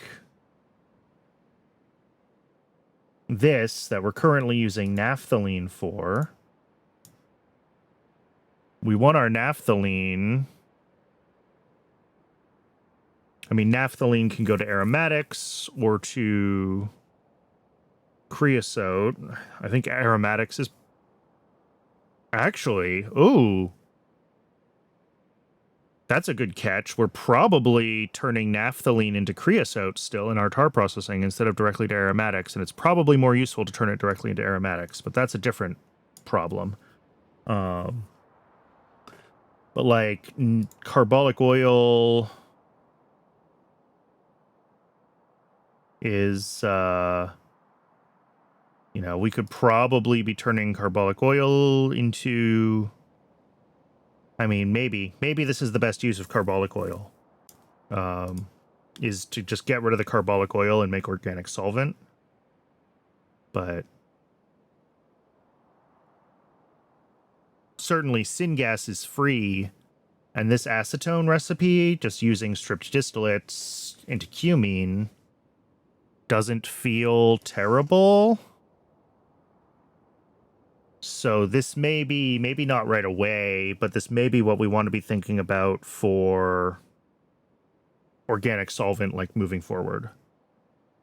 All right, so that's the acetone side of MIBC. The other side is petroleum gas, and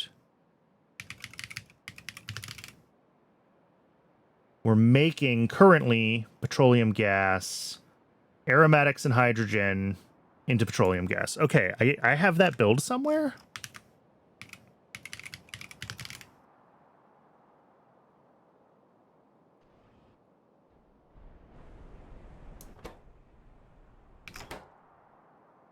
I don't think that's true.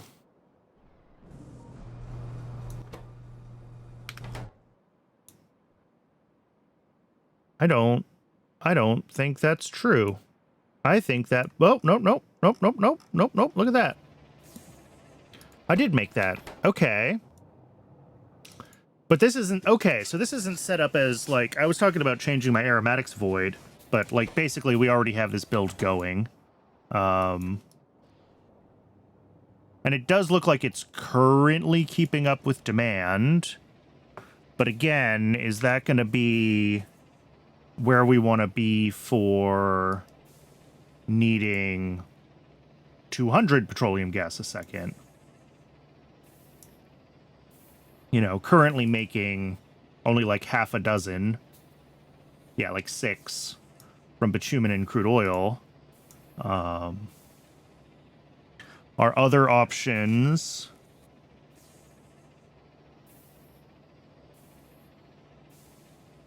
are... Well, without the tin chromium alloy, and that's just worse. There's this that goes through olefins. There's this one that uses refined syngas and light oil, which also makes olefins. Ooh. Interesting. Because you can loop that light oil. And then you'd only need like half as much light oil in.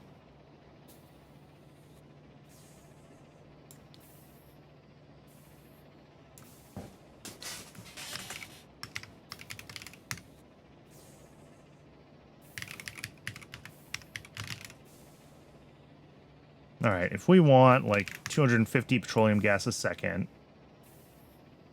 we use this one, and then we use this for more petroleum gas.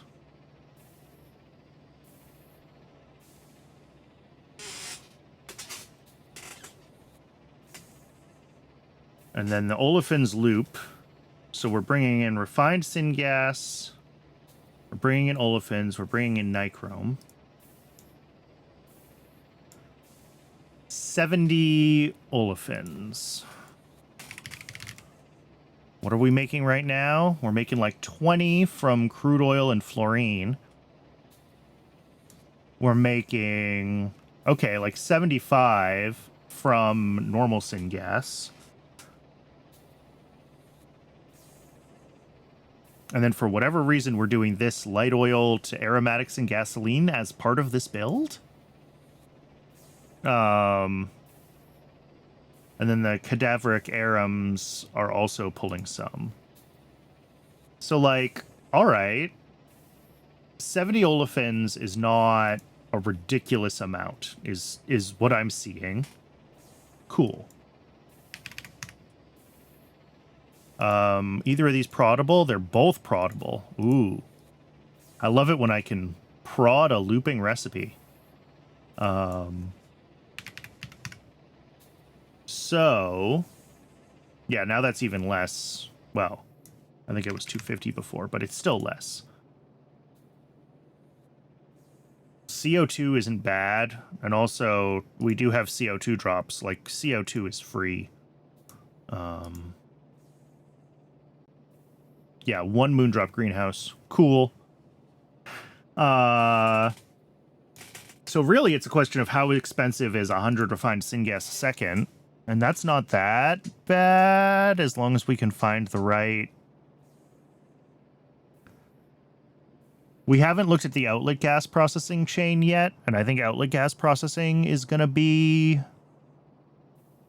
a thing. But there's also this, right? Like refined natural gas. Right now, we're just looping refined natural gas and condensates in all of our builds. And like maybe we should be turning this into refined syngas instead. But that's going to lose us a lot of naphtha. And can we afford to lose that naphtha? I don't actually freaking know.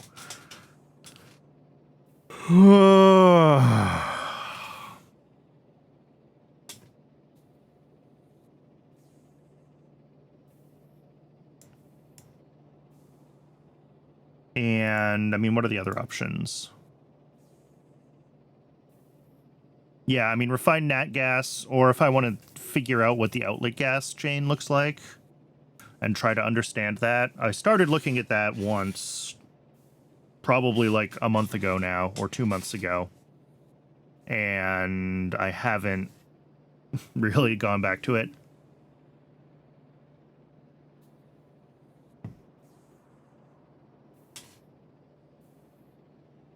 But especially since both of these steps are proddable, this loop doesn't feel awful to me. And like maybe there's a better way to bring in light oil for this half of the loop instead of doing it that way. But the nice thing about doing it this way is it, well, we still have to bring in olefins. So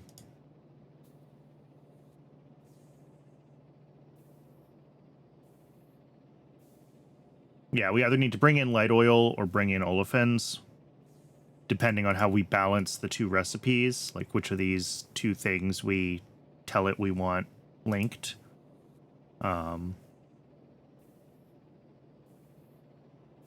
It looks like this way, bringing in light oil also uses more refined syngas. If we tell it to bring in olefins instead, we use less refined syngas, but now we need another olefins input. Like, we have options, but light oil might be easier to get just because light oil comes right out of tar processing, and we can basically always make more tar. Tar processing is super easy for us to scale up, so, like, light oil is probably the cheaper thing. So maybe we want it balanced this way? I don't know. All right, Twitch wants to run an ad again. I'm going to stretch my legs, get a little bit of water while the ad break runs. I recommend everyone do the same. And when we come back, we will keep contemplating the complexities of petroleum processing.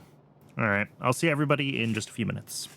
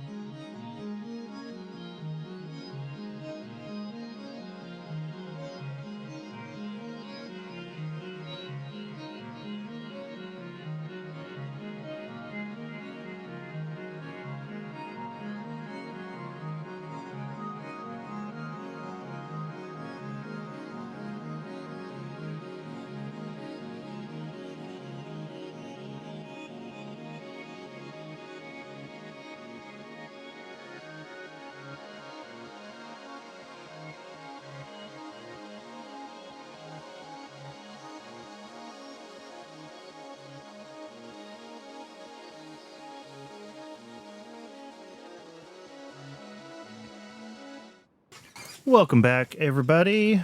That's not what we want to be looking at. Back to YAFC. You thought we were going to play the game. All right, so just kind of reviewing where we're at and where we got to where we are and what we're thinking about. We desperately need more tin, and we are just about to get the techs for the new tin processing.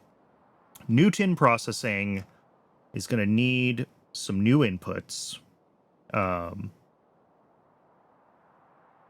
which includes grease, although interesting. The grease loops, which is fascinating. So it really is just a low distillates input. I hadn't really appreciated that. Sorry, by that I mean 1.59 grease a second in, 1.59 lubricant a second out, and grease is 1-to-1 on lubricant to grease. So it's really just a low distillates input, and I could actually have the heavy oil refinery be, well, and tin chromium alloy and heat. So, like, maybe it doesn't make sense to have it on site. Maybe it does in fact make sense to, like, push the lubricant back out of tin processing. But this is what... It's good that it's, I guess, not actually using lubricant. And then kerosene is at 20 a second. There's a few different ways to make kerosene, but it's also basically just low distillates one way or another through the different pathways. The thing in tin that is really causing me grief right now, looking at these new inputs, and I haven't even looked at biofilm yet, that's a different problem, is this 160 a second MIBC. Getting the acetone for that much MIBC, and like this is scaled a little bit bigger than we need for that 160 a second. This is like double, but we also have MIBC for titanium, and I'm sure it's going to be used in other things. Nope, actually just tin and powdered titanium. So, I mean, maybe we could run this at like 7/8 of 330.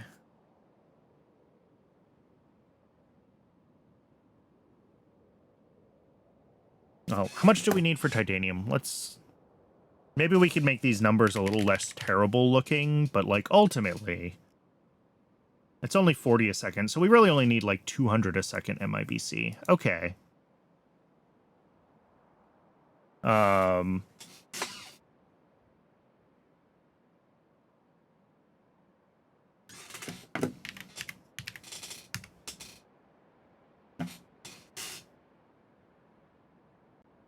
Or 206.25. That's a number. That's only 5 of these machines. All right, well, still. Acetone is fine. We can do acetone from cumene and cumene from stripped distillates with titanium tetrachloride. Am I already bringing titanium tetrachloride up to crude oil processing? I don't know. Yes. And in fact, we are using it for, making stripped distillates out of medium distillates. Cool. So that part is fine. So we could definitely pull cumene out of this in addition to gasoline. Right now these are hooked up like 1-to-1. We'd want to change this because we'd want the gasoline to be on the overflow of the cumene. But also... Oh, I changed this. This isn't running boilers off the gasoline anymore. Oh. My FC is wrong. Shocking. I know. These are electric boilers now.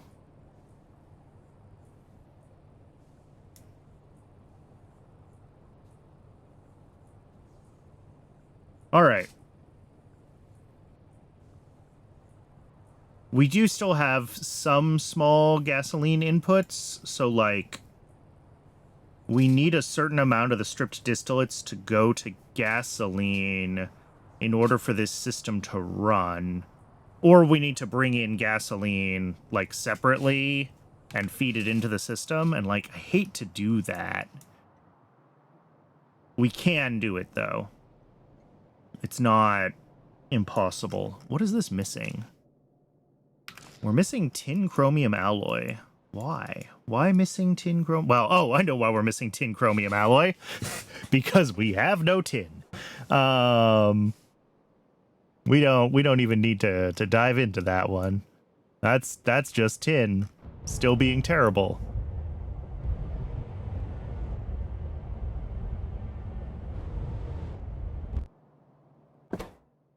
Oh, look at that. We actually have a whole delivery of tin ready to go.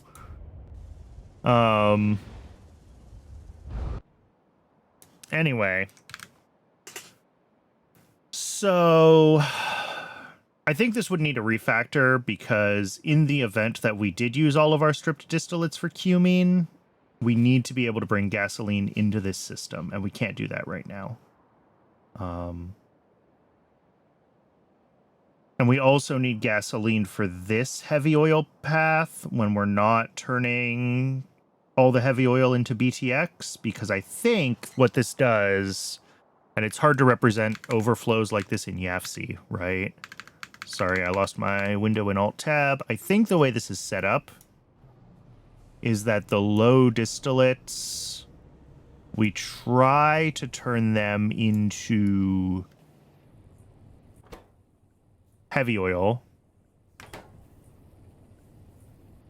Yeah, and then if the heavy oil is backed up, we overflow and we can convert the heavy oil into BTX. This whole system right now is backed up, though, because we don't have tin chromium alloy. Jeez, oil processing is also blocked on tin. I mean, it doesn't help that I think I did just send heaps of tin chromium alloy into the mall by accident, right? Didn't one of these bring in tin chromium alloy? No, that was nichrome. I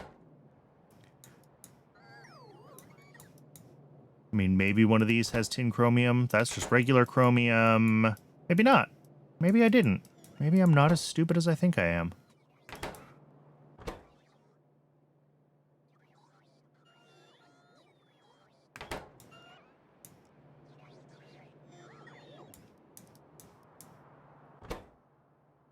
All right, maybe no tin chromium alloy over here. That's fine. I'm okay with that.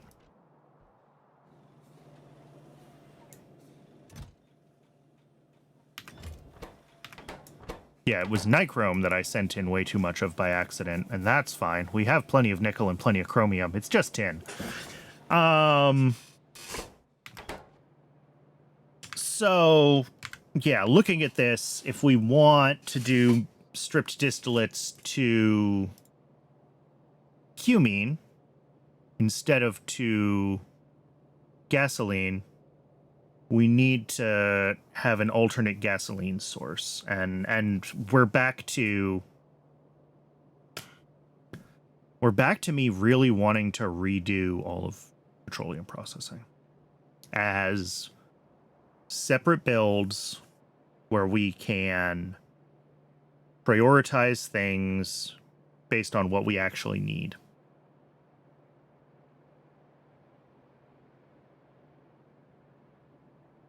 So, all right, here's what I want to do. We're going to do that. We're going to start working on, I'm going to close this one because we don't need it yet.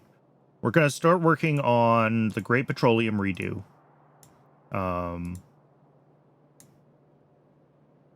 In service of that, what do I want to do first? Do I want to do the FC stuff first, or do I want to start laying down rails and thinking about where stuff's going to go on the map? Let's start doing some of the YAFC stuff first. All right, let's take one, bitumen processing, and let's take this bitumen from oil sand. Yeah, this just spits out bitumen. That's fine. What I want is I want to look at all the places that we're using all of the things that we are potentially outputting from these oil processing steps, and I want to start working. I want to work backwards. I want to get to a point where, like, I understand we need so much high distillates a second and so much medium distillates and so much low distillates and blah, blah, blah. And then we'll also have, you know, alternate pathways for each of these things, right? Like, low distillates can also, you know, turn into BTX, and BTX can turn into, you know, whatever. Benzene, ethylene. Figuring out the alternate paths of these things so that we can keep the whole system unblocked and we can get everything to run consistently with Cybersyn priorities. That's really what we want. So, these are putting out more or less the same things, just in slightly different orders and priorities. Yeah, not quite. Not quite the same things. All right. So now is where we look at ingredients and we say naphtha. So these are all the things that need naphtha as an input. Some of that is bitumen from oil sand. Okay. So that needs a certain amount of naphtha in, like 90. That is this anthraquinone from... Oh, no, that's naphthalene oil. That's not actually naphtha. Same with organic solvent. And then there's this, but this is a void, so I don't care about it. Okay. So really, the only thing we need naphtha for is bitumen from oil sand. Now, do we make naphtha other ways? Yes. We also get some from natural gas. And we also have this step, which I think is basically set up as a fluorine. I think I'm running this as a fluorine void somewhere. Yeah, void fluorine to olefins, which makes olefins and naphtha. Yes. All right. So this is a small, that's just a small quantity just as a void, so I'm not going to worry too much about this. This is a naphtha void when we need it, so I don't know if naphtha is one of the outputs that's going to define, like, how much oil processing we need to do. Or if that is going to be more of a, we're going to make enough of it as a byproduct, so who cares kind of thing. I suspect the latter, but not really sure. All right. BTX is the other one that, let's see if we're not making BTX anywhere else, right? No, there's this one. This is a BTX, I guess in theory, a void. YAFC just crashed on me. Uh-oh, that is maybe bad. I might... That was a failed to allocate video memory in YAFC, and I'm concerned that we maybe are about to lose my OBS as well.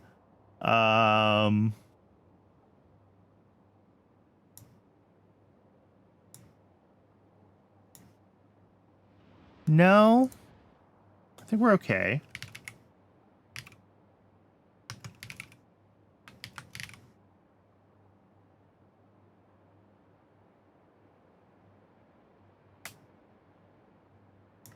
All right, let me get YAFC back, and we will continue.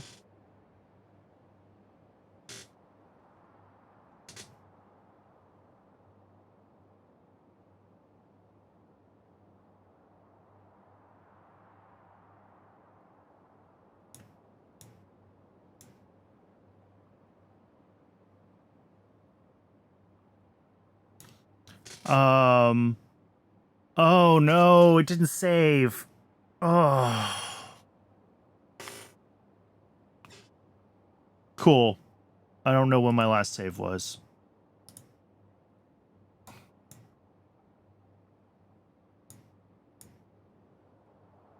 I think I had said we make plenty of naphtha, but we are still... Oh, I was looking at BTX. I was looking at BTX. That was the next thing.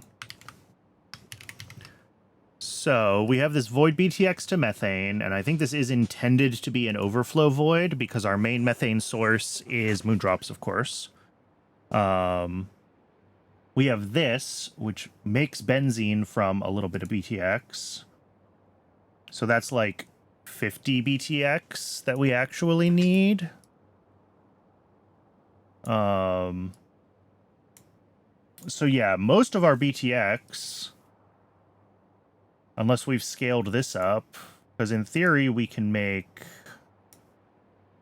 quite a bit. But again, in practice, some of this BTX won't be being made because we'll be making heavy oil instead. So really, like, BTX here in this pathway is an overflow. So our actual BTX demand is fairly low. You know, whatever our actual benzene demand currently is really what drives our BTX demand. And nothing else, it looks like. And I could look into benzene, but that's getting further and further down the processing chain.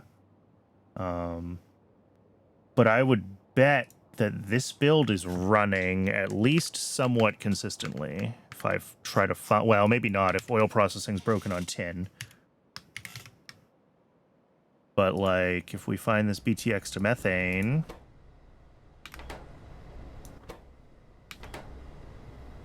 Oh, that's ethylene. Oops, no, this one. I mean, not currently. All right.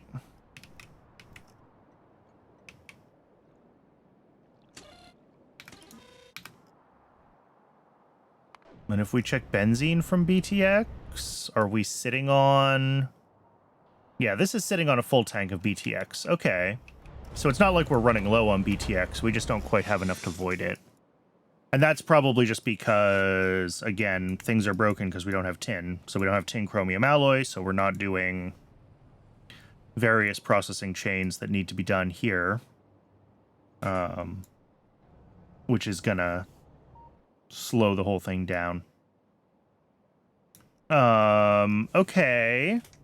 So our BTX demand is not that crazy high.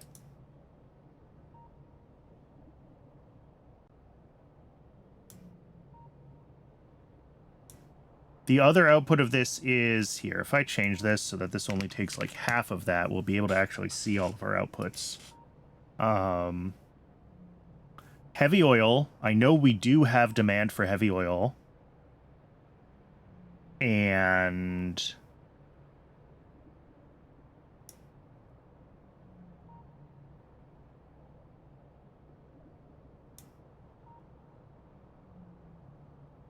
petroleum gas, of course, we have demand for.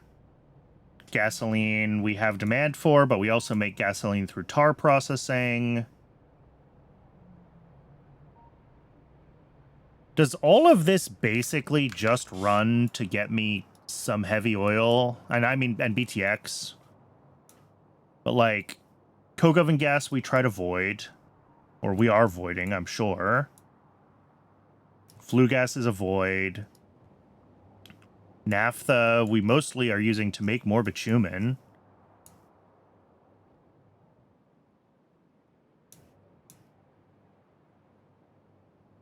And that bitumen just turns to sulfur. All that bitumen is not being processed. We literally just have this thing. Which isn't even running right now. And I'm assuming it's not running because this isn't running.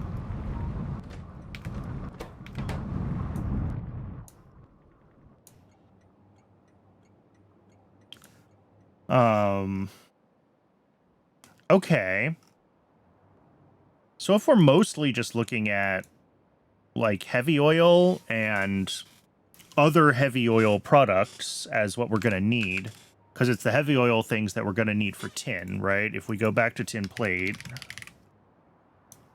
you know, we need grease, we need kerosene.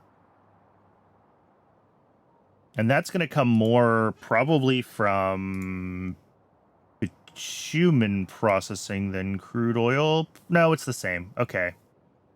For 30 in, we get 10 low distillates out. For 90 in, we get 30. So it's the same low distillates. It's just about the higher tier things. Bitumen gives more residual mixture. This gives more medium, no, condensates and high distillates. And medium distillates? And medium distillates.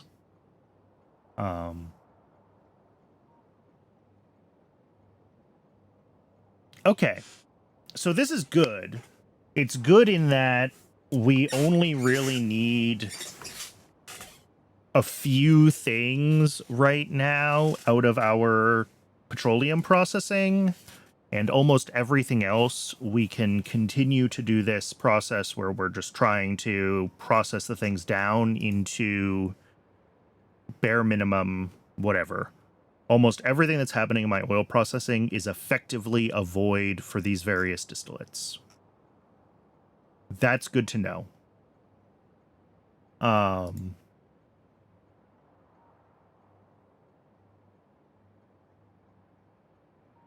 I think that means that doing a rebuild of oil processing is not as risky as I thought it was, because I don't think I have to worry that much about what's currently being used and like which of these processing paths I chose when I did this the first time, because I don't think they matter. I think what matters is we have enough BTX for benzene, and some will go to methane. I think what matters is we have enough naphtha to make bitumen. And I think what matters is we have enough heavy oil for the things that need heavy oil, which currently is tin.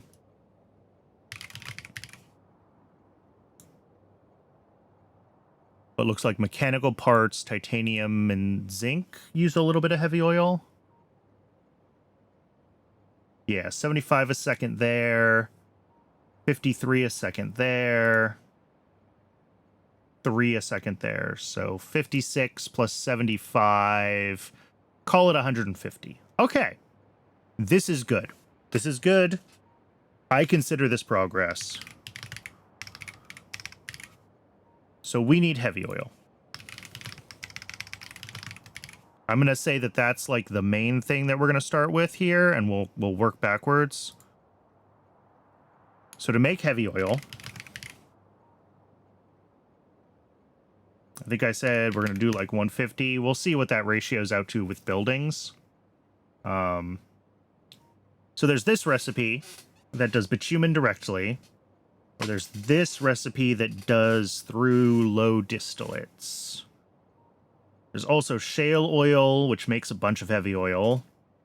Or this, which we're not going to do because oleochemicals are expensive. Directly from bitumen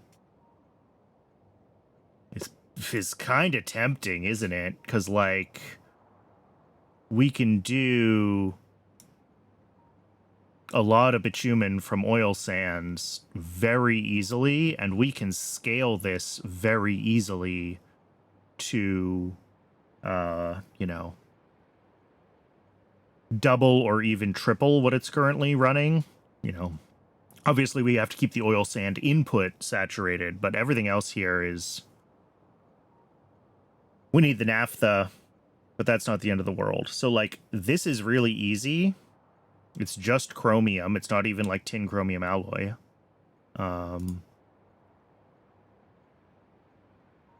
If we go through low distillates from crude oil, that's a lot of crude oil a second. And probably the same, yeah.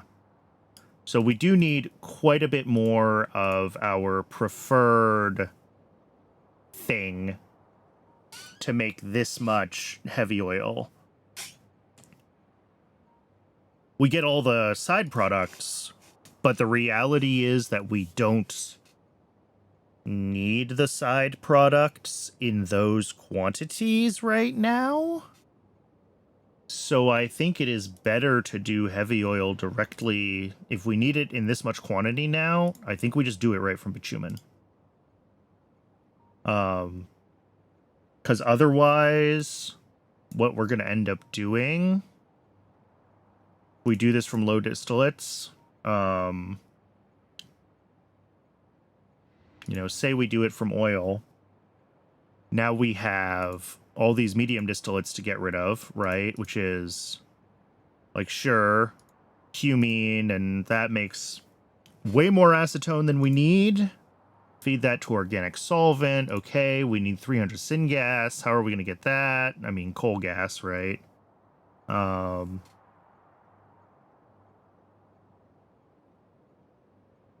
Which, like, maybe isn't actually that much tar processing in the grand scheme of things, but, like...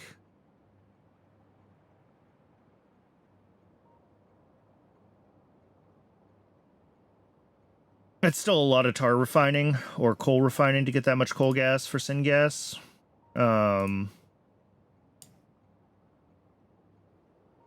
That's a heap of organic solvent, though, and also ammonia, which is good. Those are all things that we want to have plenty of. But, like, I haven't even looked at doing everything here to residual oil, to residual mixture, to... Sorry, coking gas oil.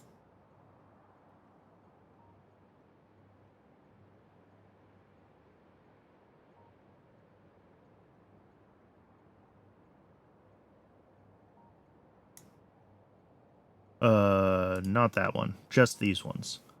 So yeah, that spits out 15 coke. That's a belt of coke just from this. And then the high distillates, like, we need naphtha. Oh, look. Maybe we pull this to this recipe. And this makes a lot less naphtha and a lot more coke, right, if we use bitumen. And this is where I think I had decided at one point when I was looking through this stuff that you basically want to run these things together. Because if you do, like, bitumen from bitumen froth and you link your naphtha, you can get YAFC to solve it, and it's like, oh, you just have to feed in so much oil sands and so much, feed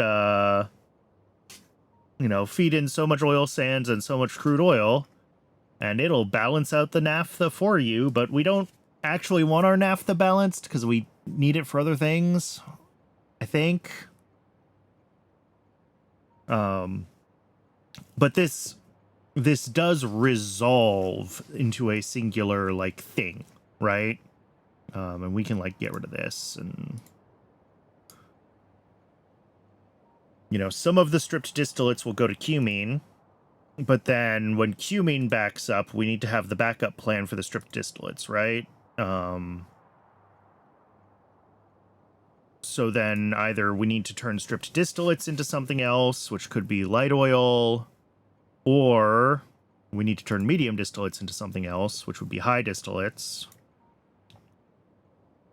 High distillates are condensed distillates, which does turn into petroleum gas and gasoline. Like, that feels fine to me. I think we're already using this in our existing builds. And then you have, like, condensates to refined natural gas. And, like, again, previously I was doing the refined nat gas condensates loop to try to bring down whatever we're producing. And then we also need, for tin plate, enough low distillates for yep, we lost our kerosene and our grease tabs when YAFC crashed.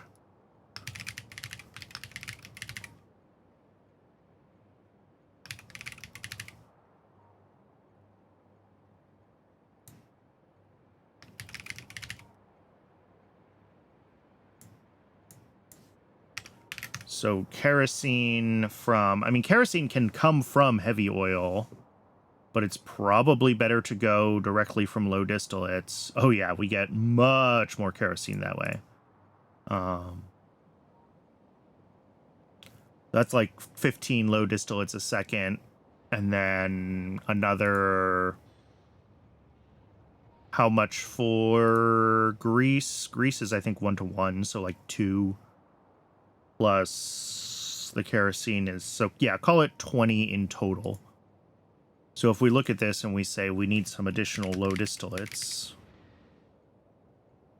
at like 20 a second, it'll figure that out, and it'll be like, okay, so much of it goes to kerosene still, and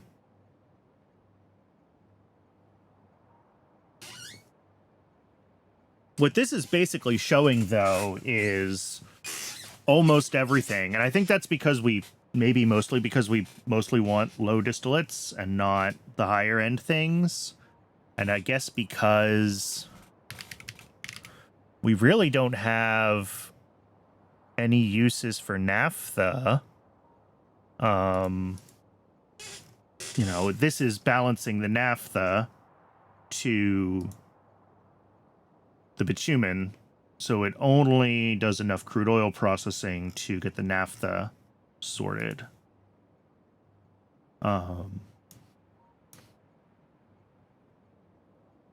Right. And that's sort of the advantage of looking at this unified view, but also we're definitely not going to build it this way. The way we're going to build it is we're going to have some amount of crude oil processing and some amount of bitumen processing, and then we're going to need to go through and figure out from those. It's like, okay, we make a certain amount of low distillates. What do we do with the condensates? What do we do with the high distillates, the medium distillates, and the residual mixture, right? All of that needs to be able to go to different builds that are going to break those down, that are going to have different priorities based on our overall base needs. If we want to go the full rail basing petroleum path.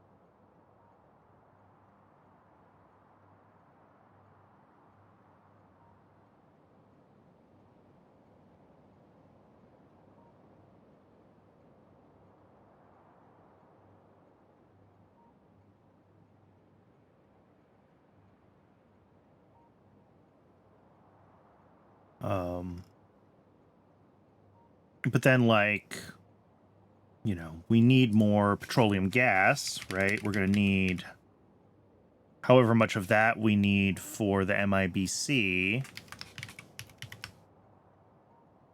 Is this saved at? No, this is not saved at the bigger build. What? How much did I decide it was? 206.25. So that's 100 and call it 150.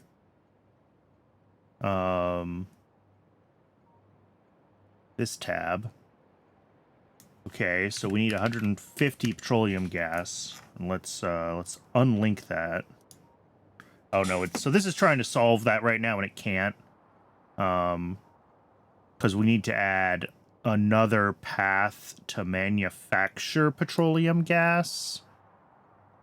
And the actual answer is almost certainly that it's a combination of all of these.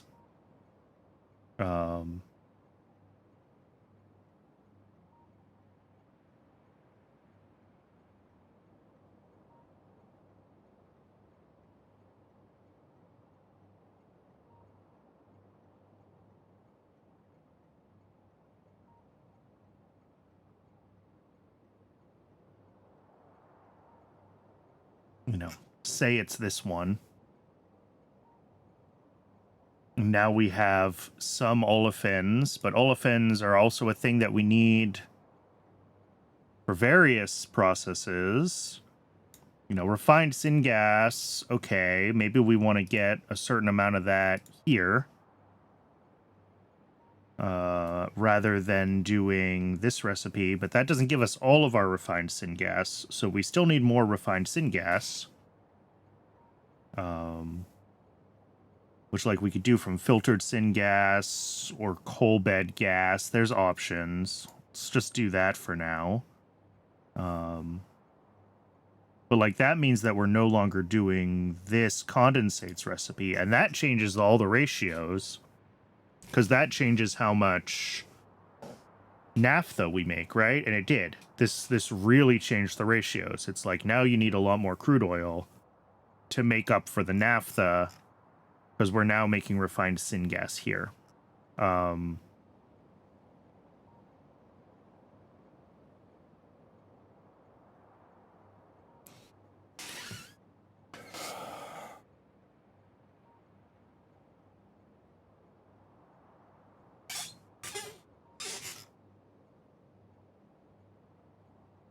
And, like, BTX, we're actually not making enough BTX.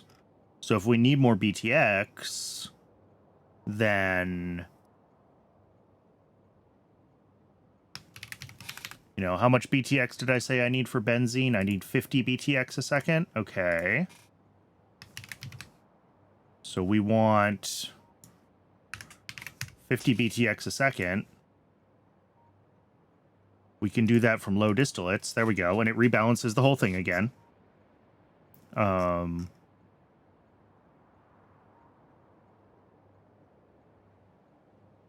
But that's from low distillates, which means that we need even more.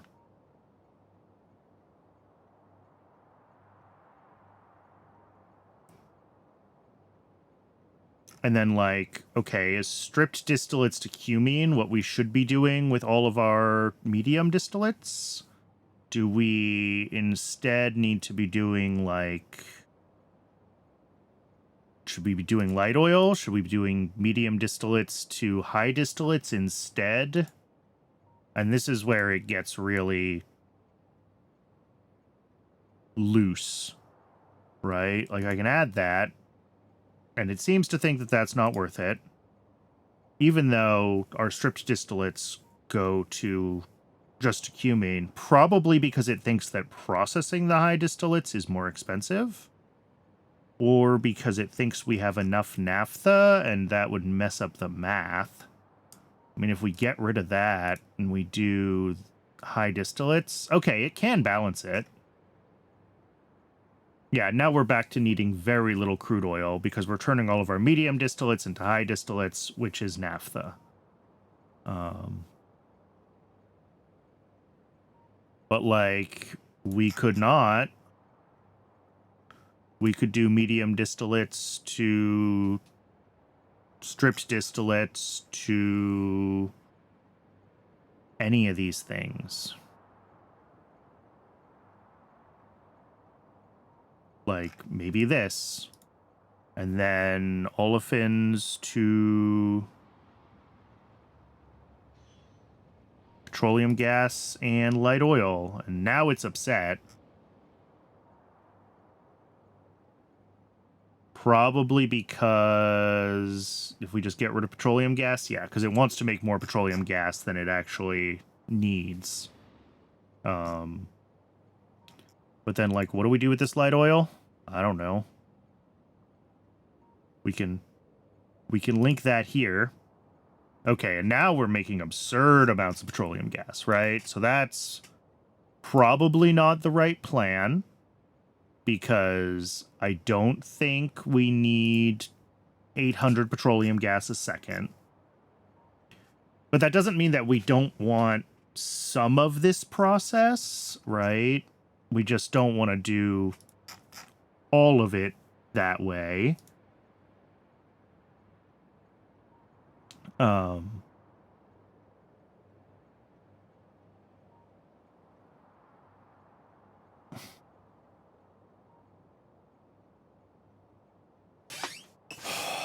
There's just so many different paths, and it's really hard to have a sense of what...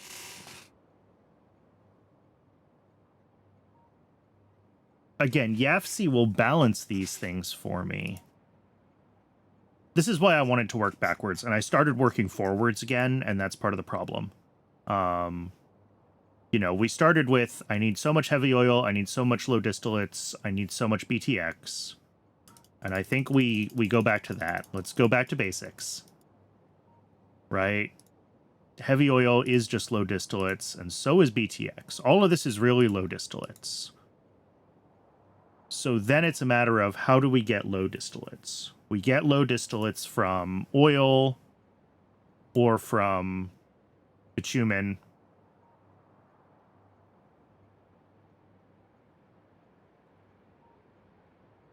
And we are then left with the other processing steps, right? And that is where it gets...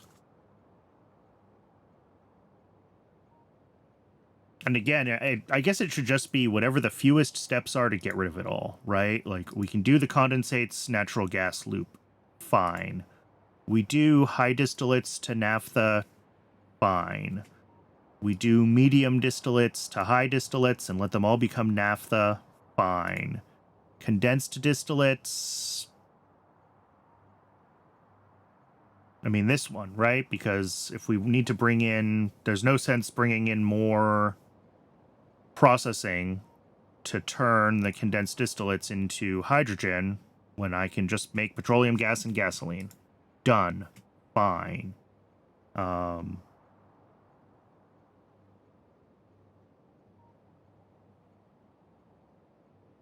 like this would work with either base oil as an input, right? I mean, we can do it here.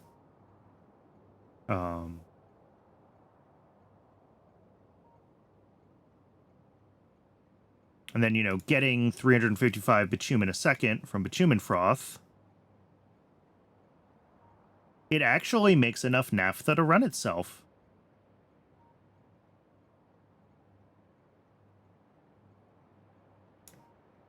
I did not expect that.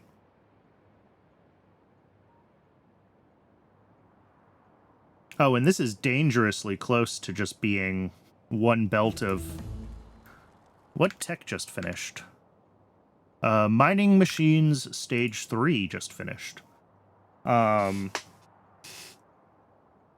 then the residual mixture to coke and gas oil to coke, because there's nothing else to do with it. Like, that's...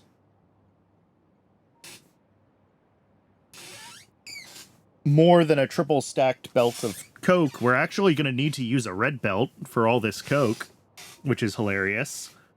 But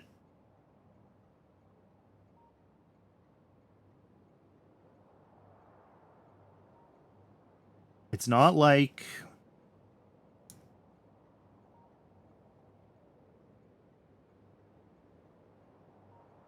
Is this basically just the minimum viable bitumen processing for heavy oil? I think the answer is yes. Like, this is what I would build if I was going to do it right now. I think this is the minimum processing steps. Condensates to refined nat gas is fine. Refined nat gas back to condensates is... I think it is only because of this loop that we actually do get enough naphtha for this to sustain itself. Otherwise, we would need to bring in more naphtha. It makes a little bit of petroleum gas. Not enough petroleum gas, but a little bit.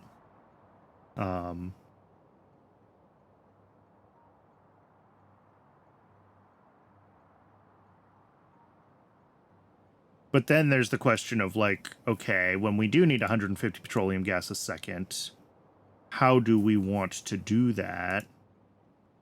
And that's where maybe we don't want to prioritize naphtha here. Like, maybe we can do something better with the high distillates that gets us better petroleum gas yields. We go back to our petroleum gas options. I mean, this is what we're doing because we get naphtha and condensed distillates, aromatics and hydrogen, organic solvent and olefins, aromatics and hydrogen. These are the same, just one gets better yield because of the tin chromium alloy. More olefins. And then this is refined syngas into... refined syngas and light oil into a whole bunch of petroleum gas and some olefins. And maybe this is a recipe that I should be running as part of... This is really part of tar processing, isn't it? Not so much part of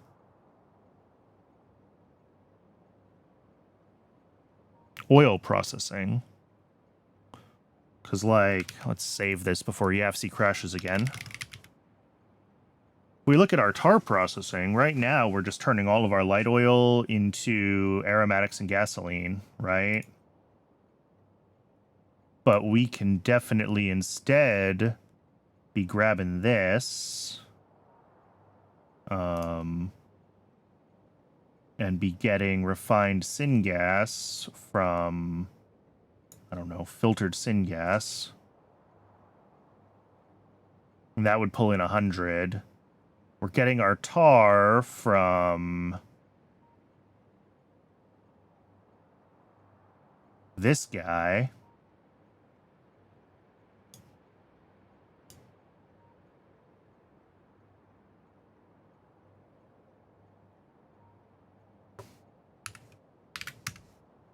Which doesn't quite make enough syngas, I don't think. Oh, yes, it does. Not this one, but if we use oxygen, maybe? Yes. Just enough. And that would give us a bunch of extra petroleum gas and also some more olefins. Which, I mean, right now, I think turns into more light oil, like it's this loop. And now we do need more syngas if we want to do that. So how do we get more syngas out of this setup if it's not coming from coal?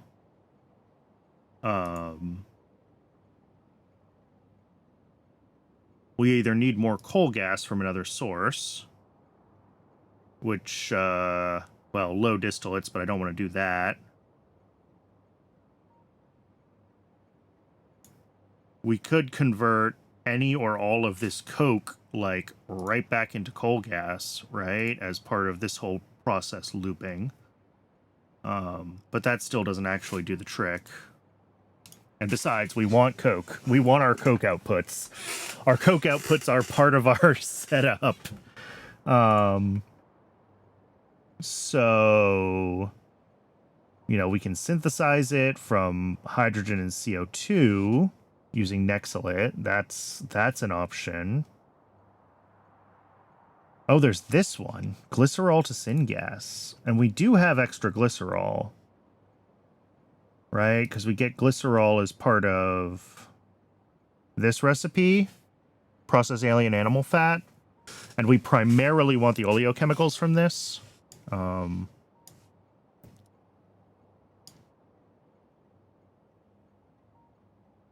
there's also flue gas to syngas. That's just, we're turning all of our flue gas into acid gas right now, which we might not need anymore. We make a lot more sulfur, and we're going to be making more and more sulfur as we do more of these other oil processing chains.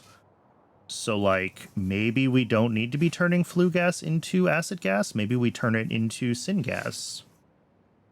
And that would make this whole chain work. Like, this now produces like 300 petroleum gas a second off of what was a belt of coal, basically. Still makes gasoline, still makes aromatics, still makes a little bit of hydrogen, whatever.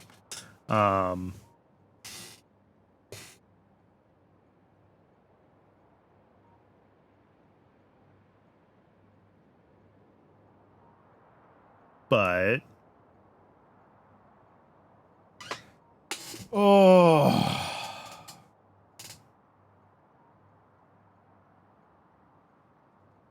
So maybe this is something to consider for our path forward, is we do bitumen processing here. We get this new bitumen processing setup that can pull, like, I mean, we'll scale it to a little bit more. But scale it to this, like, 400 bitumen a second. And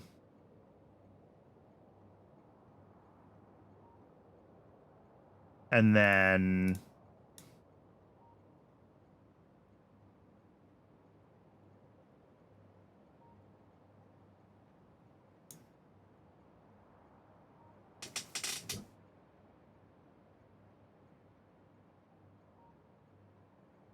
that will give us our heavy oil, our low distillates, our BTX that we need around the base. And then do we even need a crude oil processing setup at that point? Maybe. Not sure. We'll have to think about that.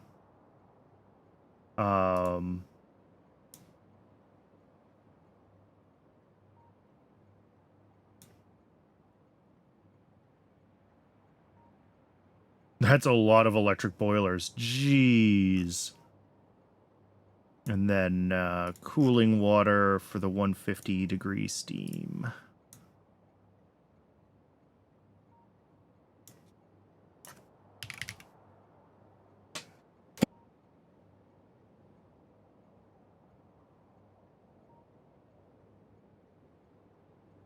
All right. So it'll be something like this. Pressurized air needs to come in. This does import gasoline, but that's fine. And it needs to do heat. And probably we'll do heat from coal power plant with coke, because we are making coke on site.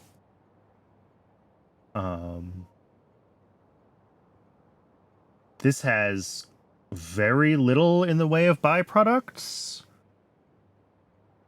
It does. We can start to do the outlet gas processing, which is nice.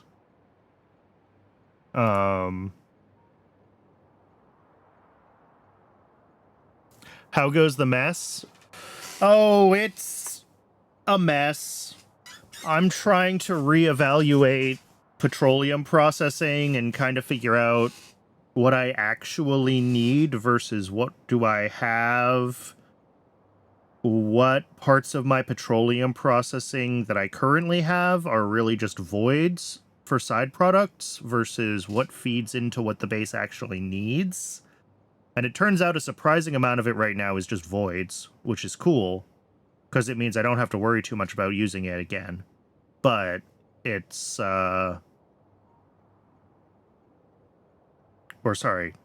all being voids means I don't have to worry too much about rebuilding it and changing things. Oh,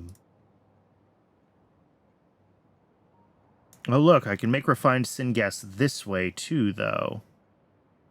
So maybe that's the better choice for this side, to feed in with this instead of making it from the coal processing side? Question mark.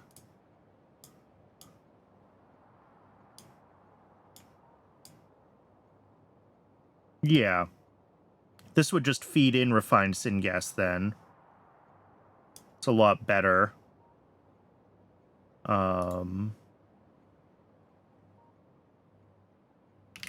Fix this back to be 100 tar a second in. So yeah, if this wants 140 something refined syngas a second to turn our light oil into heaps of petroleum gas, then over in this side, we can get that from outlet gas processing. And that gives us plenty of refined syngas. The problem with this, though, is that changing this aspect of tar processing is going to be a cut to aromatics. If we compare that to our other tar processing step, we're getting like 75 out versus only 30 out. So that is something to consider.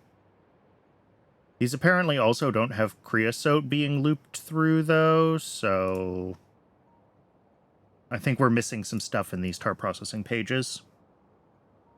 I don't... What am I looping? I'm almost certainly doing creosote to aromatics in both of these. That's, in fact, definitely what I'm doing. So let's at least fix that aspect.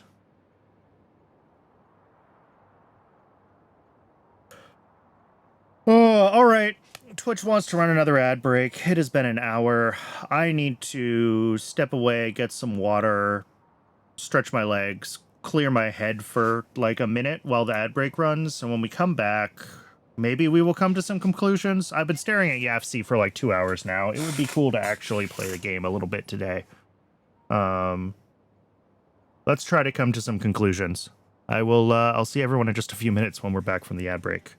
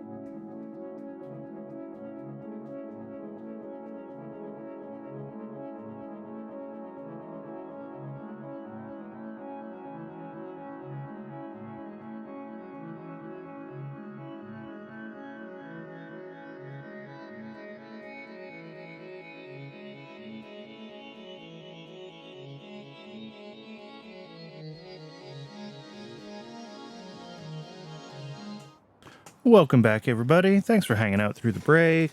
I appreciate it. All right. One thing I want to change is we don't need to get low distillates out. We want to get kerosene out. I realized that I was doing that wrong. We want kerosene out, which we are getting from low distillates. And we also want grease out that we're getting from low distillates. And we could do those processings separately, but it's easier to track kind of all in one place, especially because these need like the same inputs, right? We need the same titanium. Well, here we're not actually using titanium tetrachloride yet. I'm not sure why not yet. Probably because I'm doing something different with one of the other paths.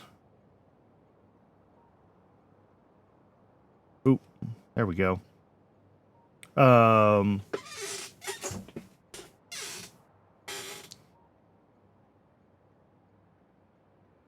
much kerosene do we actually need here? Like 17. But then the question is, like, before we move forward building to a scale of only 20 kerosene a second, yeah, we're also going to need it for new zinc. We're also going to need it for new titanium. We might end up doing this new coal thing. And all of those are going to need some kerosene. So now the question is, like, how much kerosene do I actually want to build? And I just don't know. My default is always like 100 a second for most random fluids. It actually doesn't know how to solve that. Wild. Why not? Oh, it's making too much BTX. We need to actually have a secondary use of BTX. Turn it into methane, we'll say. Okay. And then, like, same with grease, right? We need a certain amount for tin right now. We're gonna need it for diamonds. Okay. I haven't even looked into that yet. We're gonna need it for zinc. We're gonna need it for... also for titanium, and we're gonna need it for copper upgrades.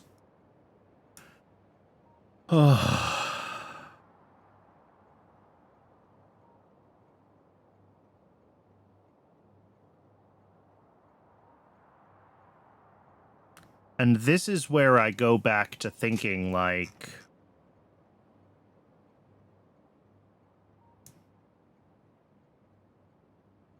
thinking I just want to do all of this stuff on rails, where I can scale it all separately, where every one of these different things is separate, where I say, you know, we need so much whatever, what are the inputs?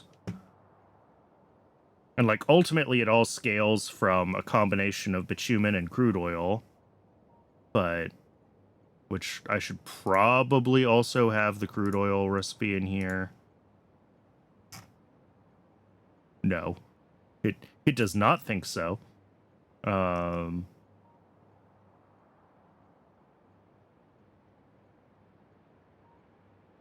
We managed to make enough naphtha with just processing all of our high distillates down into naphtha that it doesn't think we need crude oil. It's happy to do it with just bitumen processing. Interesting. Which is good, and, like, we spit out plenty of naphtha. The problem is this needs, like, 400 bitumen a second, which is how much oil sand? Okay, so it's only like 2 belts. We would do a build for 2 belts of oil sands, basically. Which isn't absurd compared to our current build. It's doubling our current build for crushed oil sand, basically. And then all of this is just the really big bitumen build.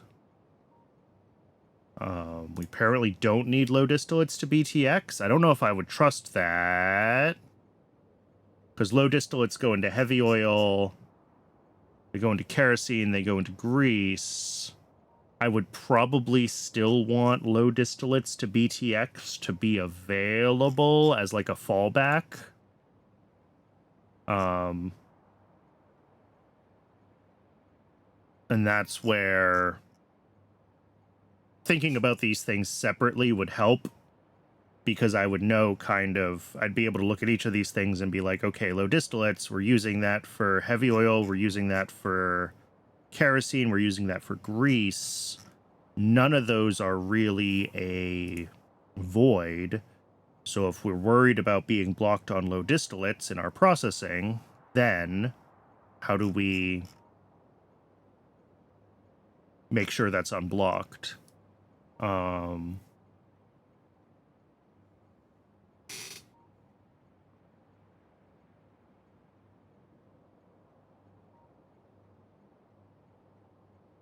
Same with like medium distillates, right? Right now it's I have it set to all go to high distillates and turn into naphtha, and that's why this is a self-contained system with just bitumen.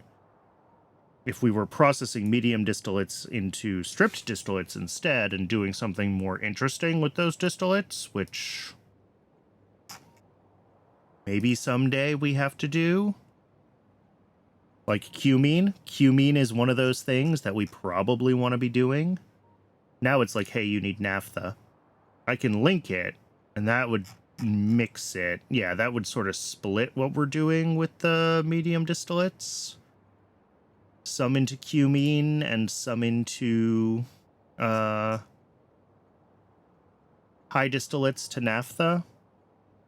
But I would still want to have enough processing power of doing the high distillates to condensed distillates and naphtha so that if cumene backs up, the system keeps running. And it's hard to track that in YAFC when you're on a single page like this because it wants to balance everything.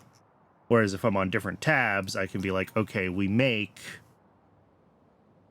110 medium distillates. We need to be able to turn 110 medium distillates into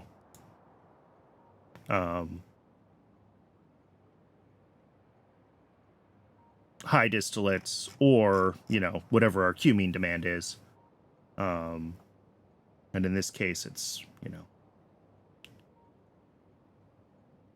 I don't really know what the cumene demand would be, but we can build this at like a, you know, 4 light oil refinery scale, right? And pretty easily get, that would probably be like 200, I imagine, if this was set to 4. Yeah.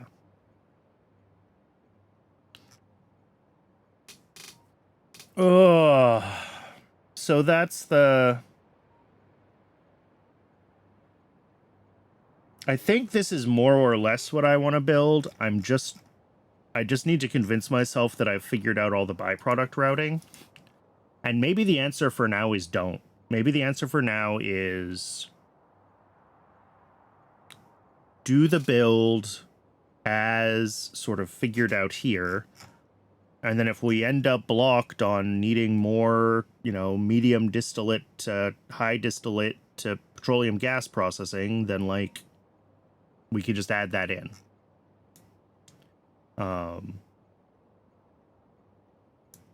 But this gets us most of what we need for tin plate, I think.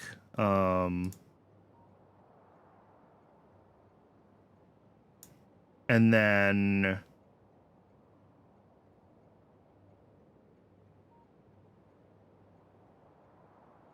the other thing that we need for the MIBC was petroleum gas, and that's what I was looking at here as part of tar processing, was turning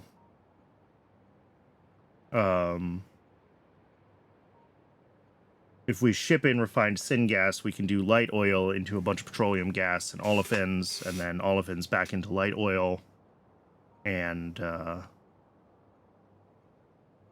spit out just heaps of petroleum gas. So I don't hate this like module. This should be its own separate build. That's like a syngas and light oil to petroleum gas build. How did I do tar processing?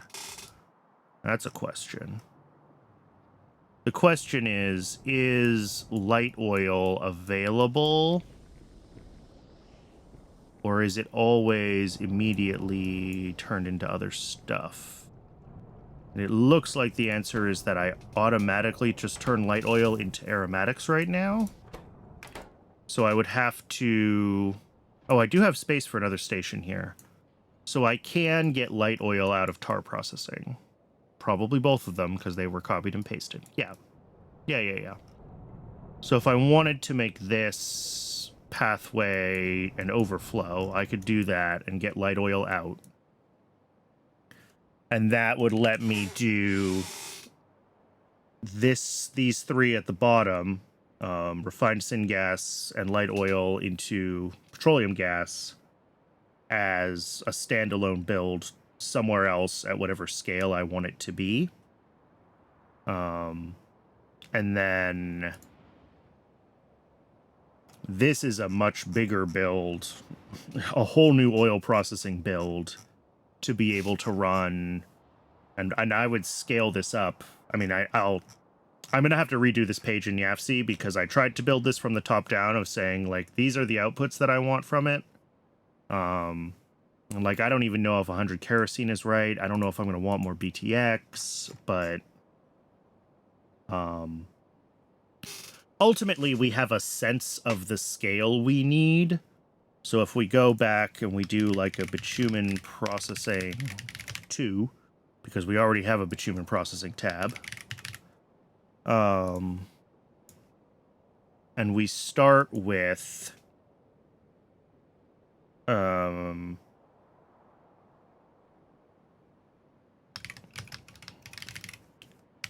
you know, we start with oil sand at 2 belts coming in.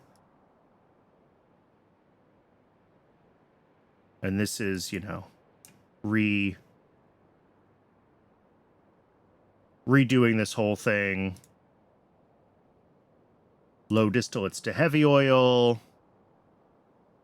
And residual oil to residual mixture, to coking gas oil, to coke, medium distillates to stripped distillates to cumene, and then high distillates to naphtha.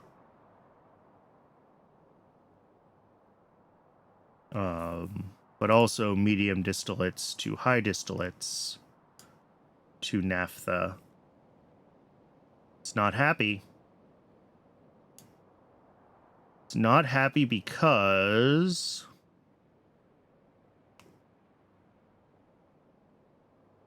because I still need this loop, the refined nat gas to condensates loop. That's a bunch more of our naphtha. And now if I link naphtha, now it solves. And now it says, okay, you can turn so many medium distillates into cumene, and the rest of them have to become naphtha. And that gives us a chunk of BTX output. If I want more BTX output than that, then we need to be making it. And this says what? How are we getting our BTX here? We're doing the refined natural gas loop. And that's it? That's the only recipe? Yes.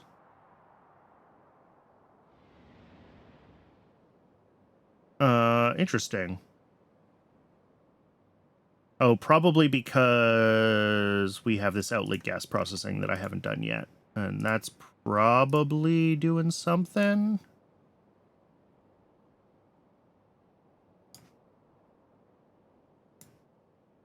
Nope.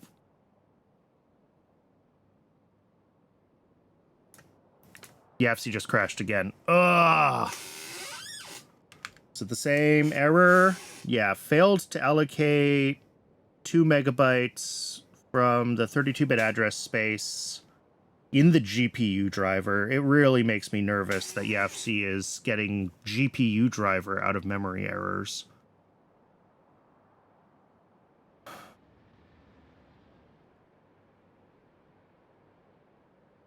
I'm also not sure why it's in a 32-bit address space.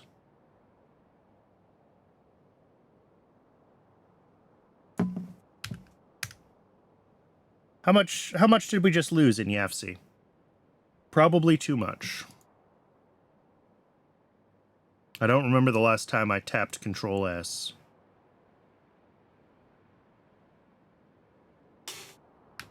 Whoa. Come on, YAFC. Reopen. Nope.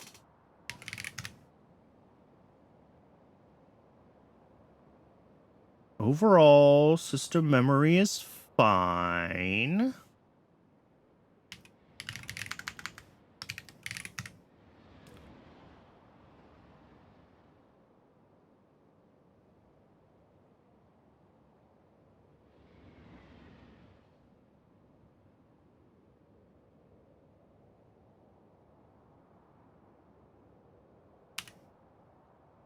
Sorry, I'm let's go back to the game here. If YAFC is not going to behave itself, I don't want to fight with it anymore. This is the second time it's crashed today, so let's try to come up with a project we can work on that does not involve fighting YAFC.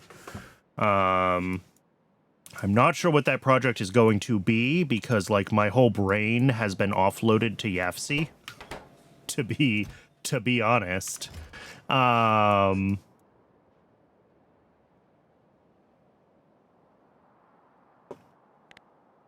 Drilling fluid 2. Okay. Yeah, we started working on that because we did beans. Is this beans? This is beans. So maybe that's what we want to start working on, is just get the drilling fluid 2 done. Because I can at least do that without fighting YAFC.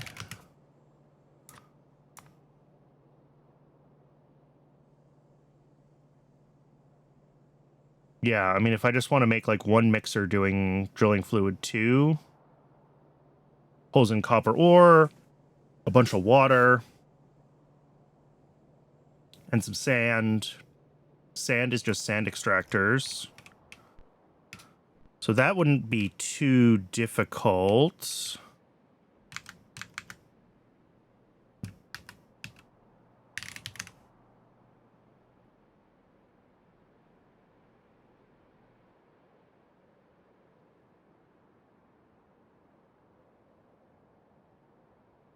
Hey, YAFC opened again. Okay, cool.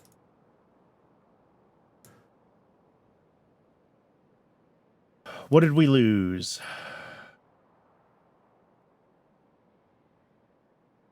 I think we just lost... Okay, this has the separate kerosene build still. Which... Do I have a separate grease build, or was that also lost in an autosave? That was also lost with a lack of save. Alright. I don't think we lost that much here. We just have to change this to be like kerosene. What did we decide we wanted? Like 100 a second? From low distillates. And then we need a little bit of grease. It's like 10 a second to start, also from low distillates. Alright. Relink that. Now this is unhappy. And it's unhappy because...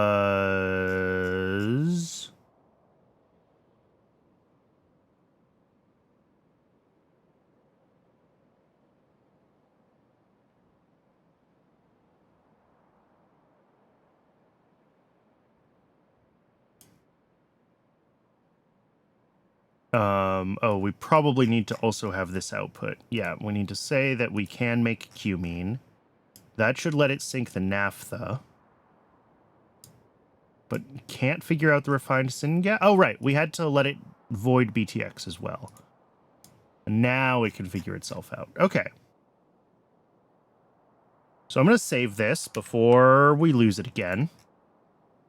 And then we're going to do what I was trying to do, which is start from the input side and work our way up and figure out how many machines we're going to need for sort of each processing step.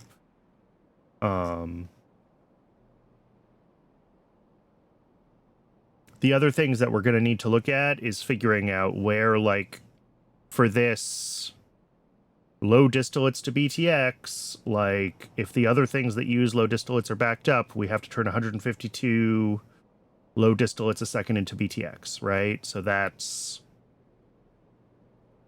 And I mean, this is just a big build. And that's the other question is, like, do we want to do this build scaled with tier 1 buildings, even though it's bigger? Do we want to try to do tier 2 buildings? Tier 2 buildings are still very expensive. I don't know if I can even make some of them. I'm probably missing inputs.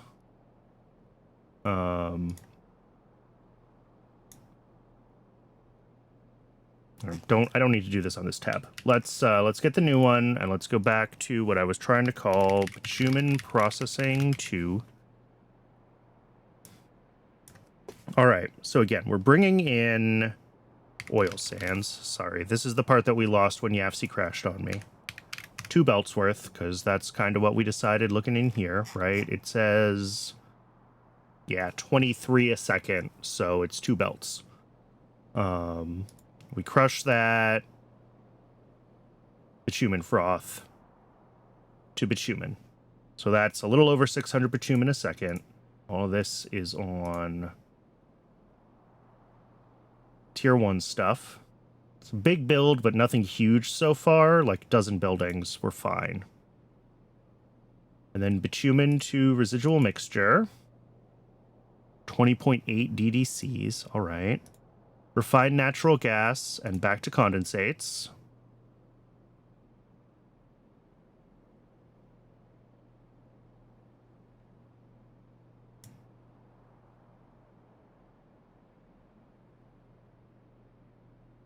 $108, 148 there. 156, yeah, okay. 46.9 versus, yeah, 44.3.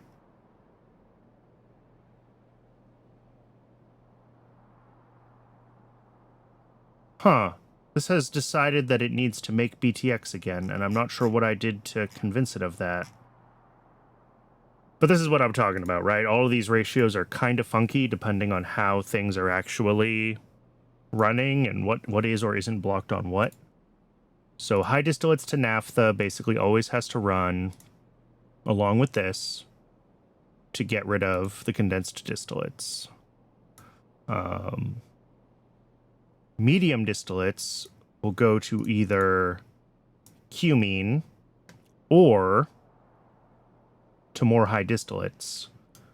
And that will be ratioed based on how much naphtha we need. Again, in reality, it'll be like... Well, I'm not sure, because we want to feed it as much to cumene as we need for cumene, and then the overflow goes to naphtha. But also a certain amount of naphtha is absolutely required for this to run. So it might be that we have this set up so that like naphtha comes in on rails and naphtha goes out on rails. And we get like the train feeding itself. But then also when that naphtha station overflows, it can go elsewhere. That way we can kind of direct our priorities, and this input can also get naphtha from other sources if we're like fully making cumene instead of other things. Just decouple that input and output, even though you would think it would loop. And that's something that I've done in other builds, so I'm reasonably comfortable doing it here.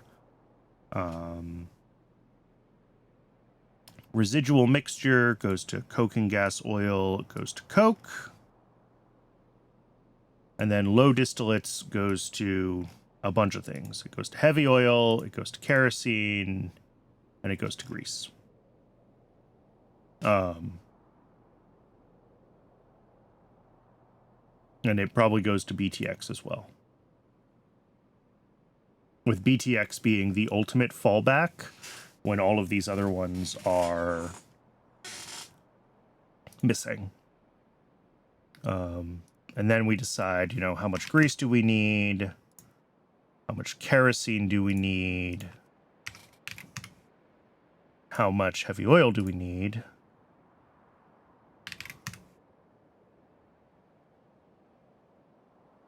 And then a bunch of that, yeah, goes to BTX. And we're going to be making heaps of BTX, which turns into benzene, methane. It can go to xylenol. We can also turn Low distillates, no. Yes? Yeah, we can do low distillates into xylanol directly, 1-to-1.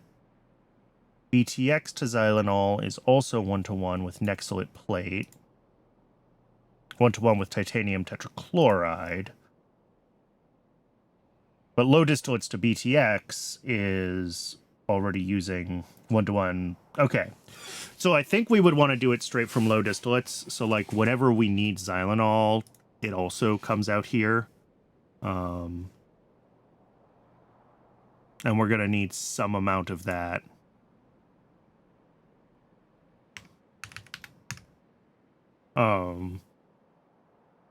But it's really the BTX is the main path forward. And, you know, all of these only get, they're all going to be on one heavy oil refinery, except BTX, which might have 2 or 3, but it's on the overflow route. So, like, we'll make a bunch of this stuff, and then it'll just back up.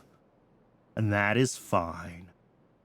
And then, yeah, this residual oil goes to residual mixture, which loops back around with everything else.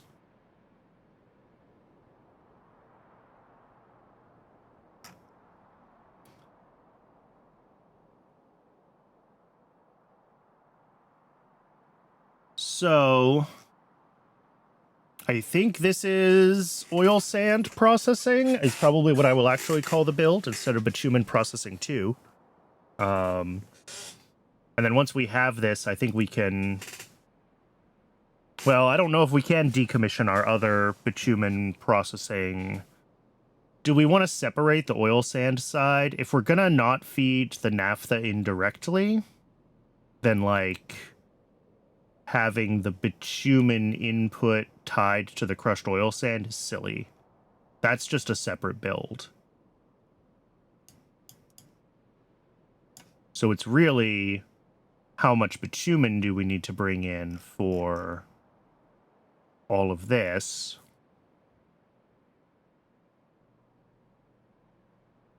And that is...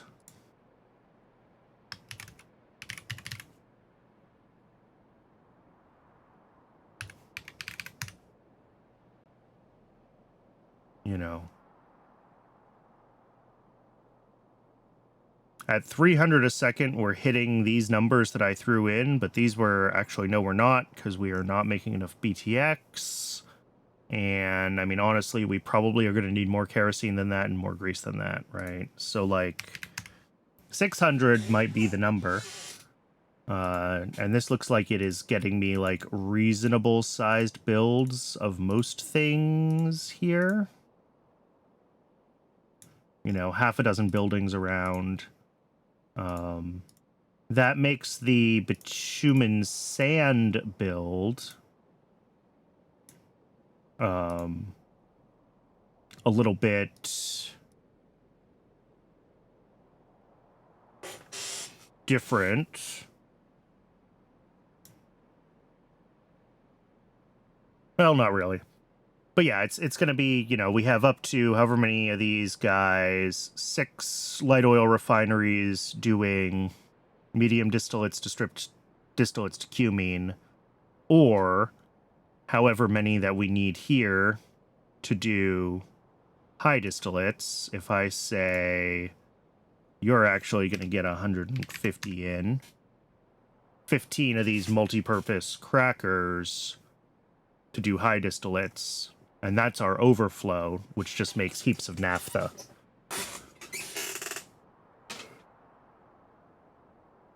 So I like this. I like this better than the current weird mix of stuff in my current bitumen processing.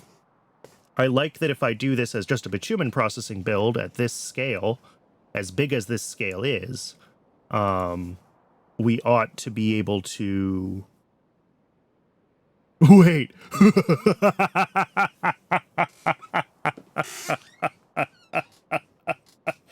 Okay. We can't do this. Getting 50 of it over to these guys is one thing. Getting the other 90 out is not going to happen. All right, what else can I do with residual mixture? The only other option is to go to residual oil, which goes back to residual mixture, which makes it ends up with even more coke out. Okay. Wait, really? Oh, but we lose the coke oven gas, and we do want the coke oven gas. Yes. Okay, so we don't want to do that. I forgot, because we want to start doing outlet gas processing. Because we need a bunch of refined syngas for this build. And I think we can get that from outlet gas very, very easily. So I want coke oven gas to be... We have other sources of coke oven gas in the base, but...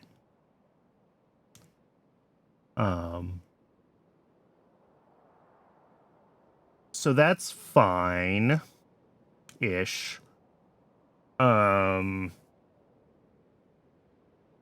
So then the question is, how do we deal with this much coke? Like, we're gonna have... This has to be a red belt. Even stacked, this is too much for a triple stacked yellow belt.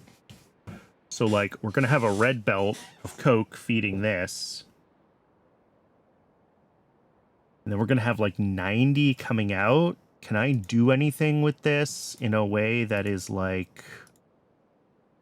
useful? Could we immediately do, like... I mean, we could do coke fluidization on site.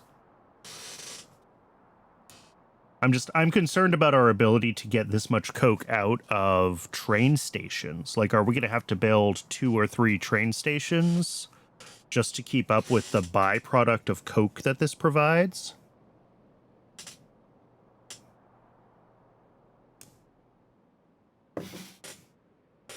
It's a lot of coke.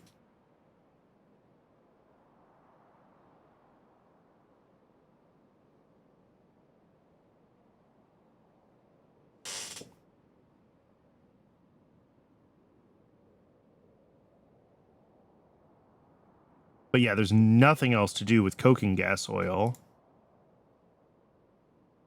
It has a fuel value, but like, ew. And again, we want the coke oven gas. So I'm worried that much coke will break the base. Not just being able to get it out of this build, but being able to do other stuff with it later. Like, that is a lot of coke. Although also, we need tar. Okay, one second. If we look at... I mean, we pull a little bit of it to this build, right? Doing tar here for the outlet gas to run. And then that gives us tall oil, which, I don't know, probably do this too and get aromatics back, because we're losing aromatics here. So getting more aromatics here is good. Oh, wait, no, this needs more light oil. I always forget. Tall oil separation is a mysteriously named recipe, considering it uses more light oil than tall oil. Oh, but outlet gas... Further outlet gas stages do get us to...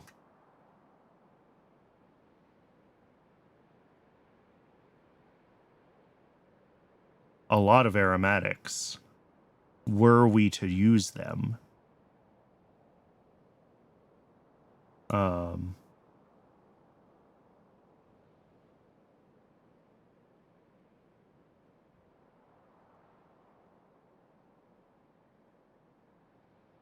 Although, again, we need to bring in light oil for that.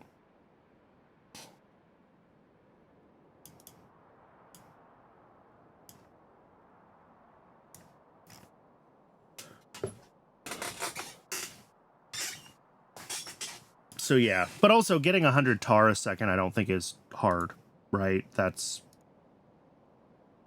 one tar extractor. So if we need to just feed this tar, I don't think that's a problem per se.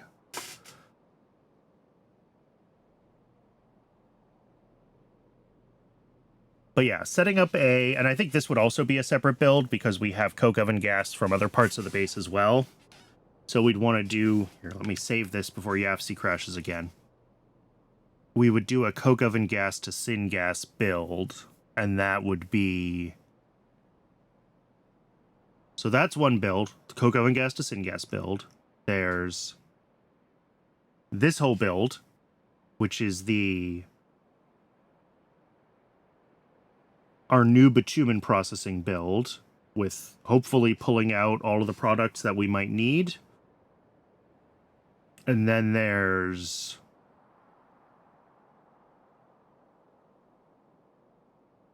and I need to double check the required temperature for all these recipes and make sure that we can run them all off of a coal power plant Mark 1, or if we need a coal power plant Mark 2, because it does get hotter. So we might, I don't know if any of these recipes push above 1,000, but if they do, we will need the bigger power plant. And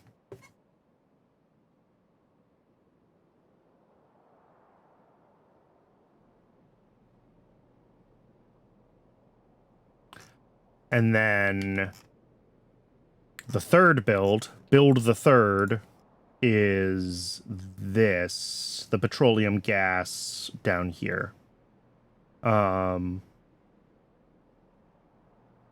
Petroleum gas from refined syngas and light oil. So I think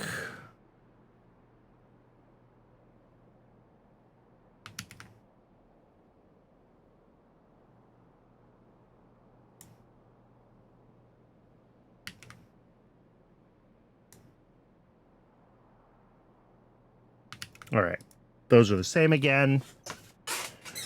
I think something we could do real quick that's pretty straightforward is get light oil available on rails from tar processing. We probably have light oil as an intermediate in some other petroleum processing steps, but I certainly don't know where.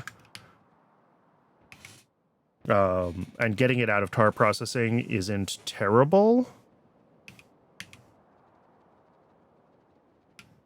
Because again, I think we're just changing one pipe to an overflow and then hooking up a...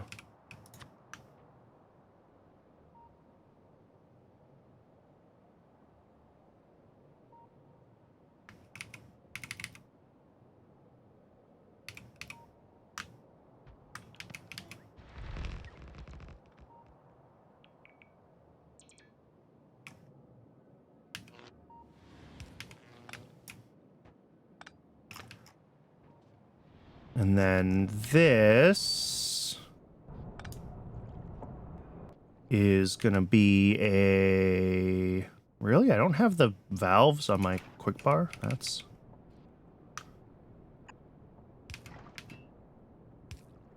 Actually, let's do it here. Let's do that. Let's get a valve. I must have an overflow valve, like, in view of myself somewhere. There we go.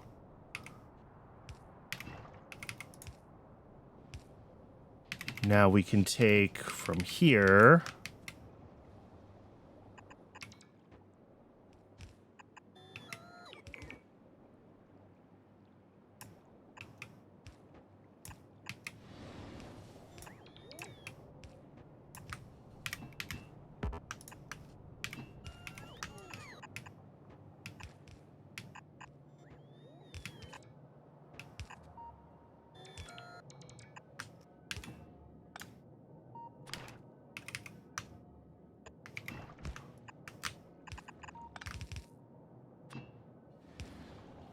All right, there we go. Light oil on this one, and we need to make the same modification to the other one. which shouldn't be too difficult. These started out as copy and pastes of each other, and I am trying to keep them largely in sync. Really, I should take them apart and make one big tar processing setup that's a little more centralized, but that is just never happened. So we'll, same thing.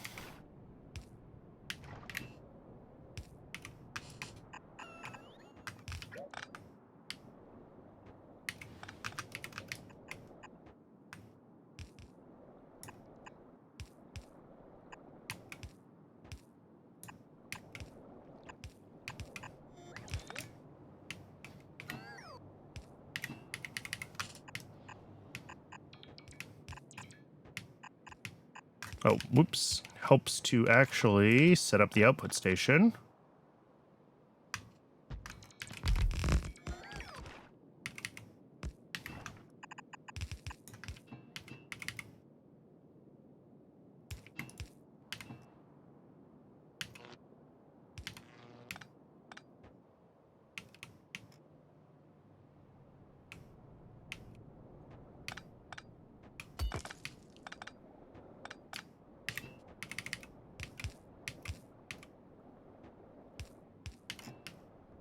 There we go. All right, so these will accumulate light oil so that we will have it available. And then they will switch back to making more aromatics again once they're buffered.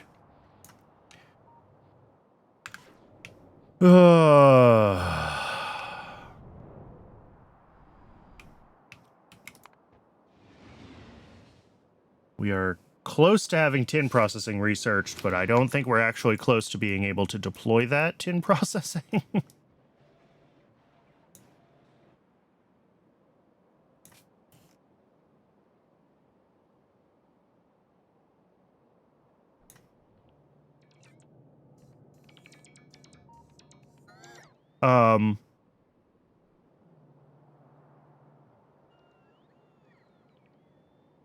Oh. I've seen this happen before, where I have loaded into the game, and it has forgotten that a bunch of these things were supposed to be deleted. Like, really, I said nuke the whole thing, I meant nuke the whole thing. But especially down here, the bots have decided they can use this storage again, so they're not migrating to the new base, because they're putting everything into these storages. Look at that, but it's not consistent. There's like, some of them have been forgotten, and other ones have not. I have no idea what causes that. All right, now all the bots should be going here again. Yes.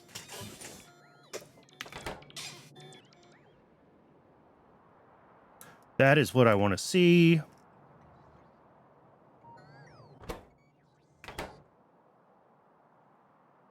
If anyone knows, by the way, why the game will sometimes just give up on deconstruction things that have been sitting around for a while, I would love to know.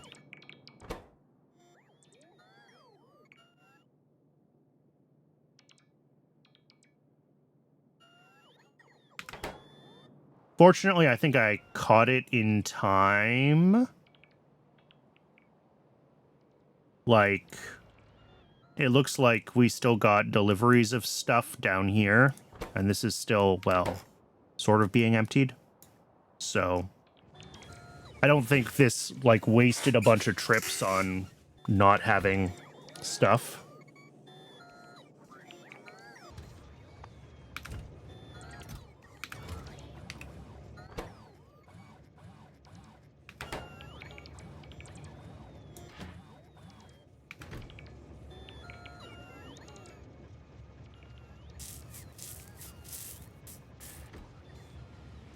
Yeah. Cool. That is working again. I'm happy to see that working again. Yeah, this is slowly filling up. And everything in the mall will be slowly migrated to the new mall, which was the whole point.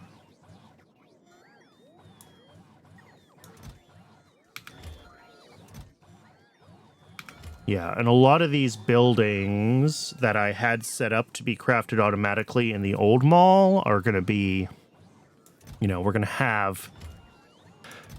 Yeah, this is only up to 30. There's probably 50 of these. There's 20 more that need to come from the old mall, at least. But over time, as I need buildings, or as they get used as, like, the inputs to other buildings, that should be cleaned up a little bit. Okay.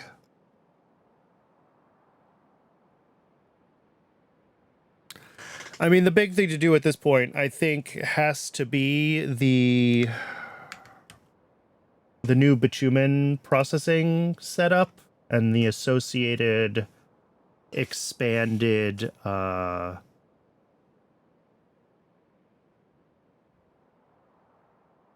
what's it called? Having a brain fart. Oil sand processing.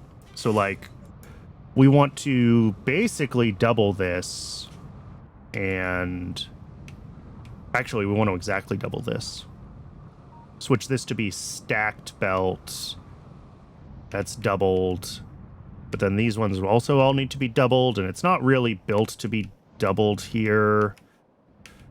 Have to figure out steam. Have to figure some things out, but, like, this build might be doubleable without too much effort.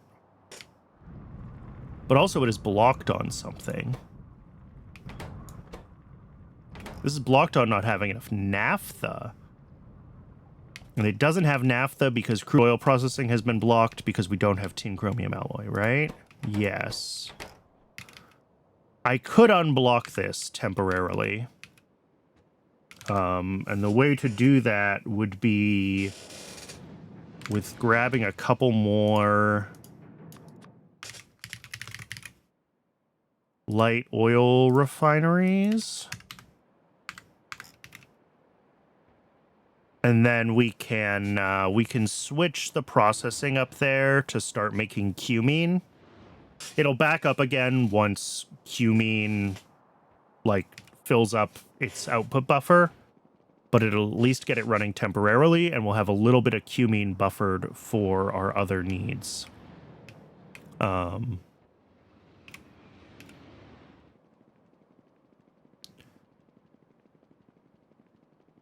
let's head up to the mall. I probably need to throw light oil refineries and maybe some of their dependencies into the allow list for the auto crafting. And then we can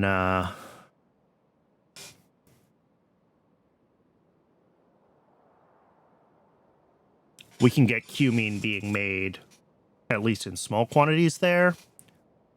Cumene will feed into...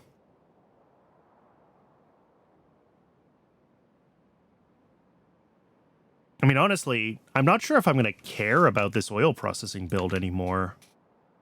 That's something I hadn't even really considered. If I'm doing the whole thing with bitumen processing, and I think that my cumene demand is going to be low enough that I can turn enough of the high distillates, or medium distillates rather, into high distillates and then naphtha, then I can actually just shut down that oil processing entirely, which...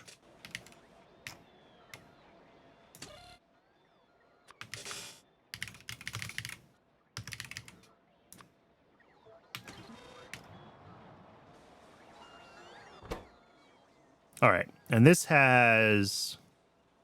Well, it looks like it has everything available that it needs because we had a couple of pressure pumps in storage, but I'm pretty sure pressure pumps are not on the allow list right now, so...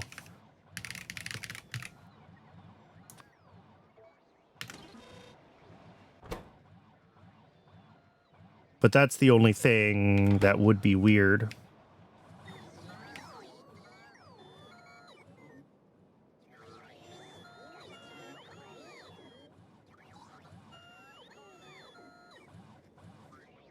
I have no idea where those bots are getting the pressure pumps from. Like, obviously they're around somewhere. I don't see the icon.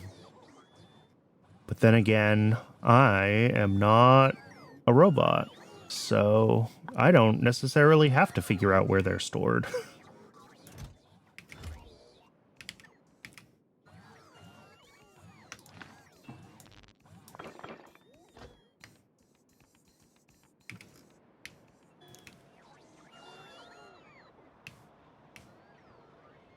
All right.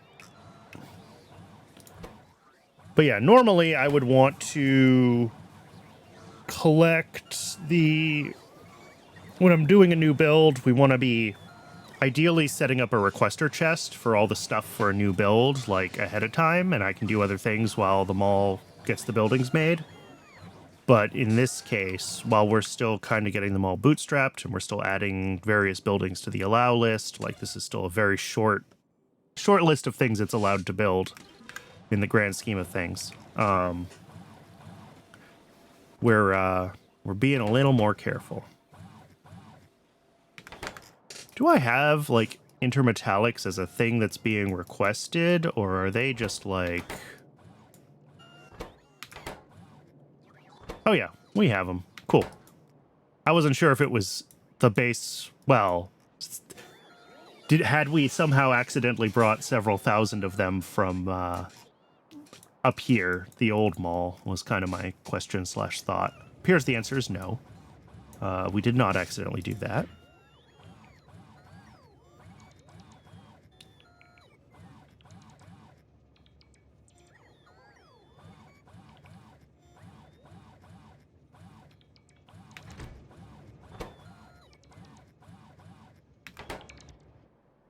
But they are, the bots have made a dent in cleaning out this whole everything, which is impressive.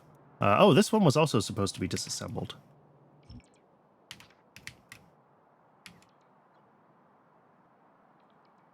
This is what makes me nervous about some of this, is that the bots are kind of...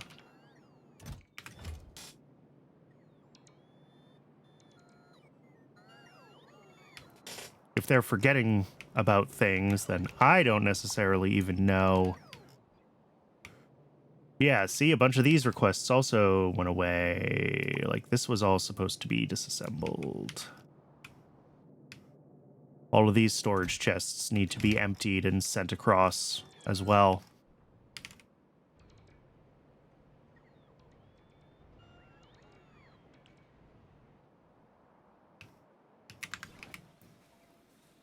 All right, we have our light oil refineries. Let's go do what we need to do with these.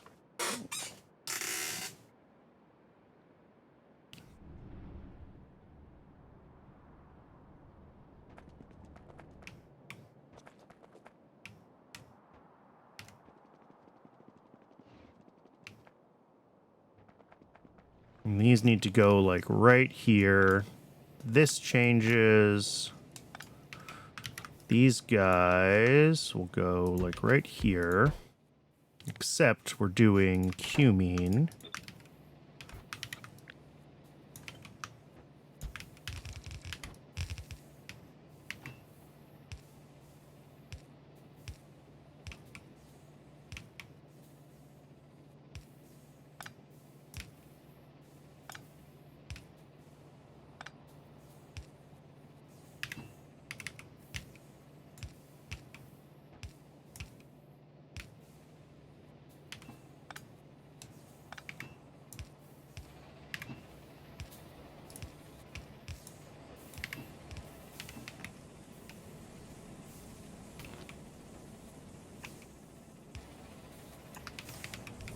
All right, that'll be something resembling cumene, and then we just need to throw it on an output so we have it available for whatever needs it next. And again, this is not going to do like a ton for this. This is like going to be the bare minimum to unblock this just a little bit. Until hopefully we can get other, until we can get the tin chromium alloy again. Ooh.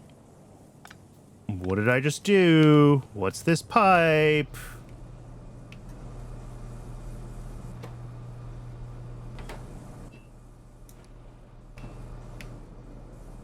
That's supposed to be a BTX pipe. Was it just sitting here? It's just the dead end of a pipe that was still unused, and it accidentally connected.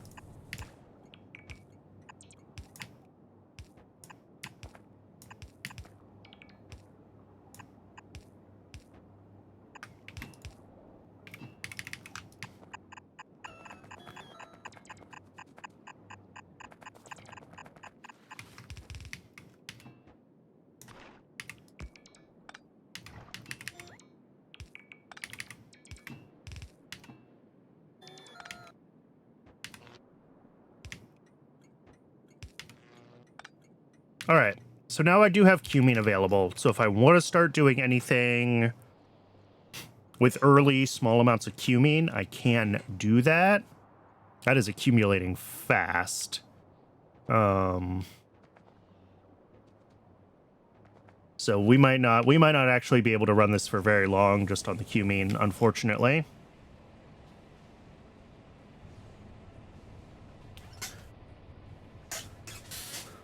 So we're definitely gonna have to double this. We're gonna have to refactor it.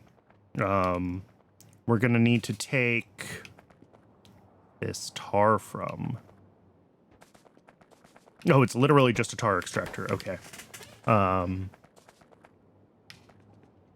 it's apparently extra, which is cool. Here, let's start working on the to-do list. So, like, our goal is tin.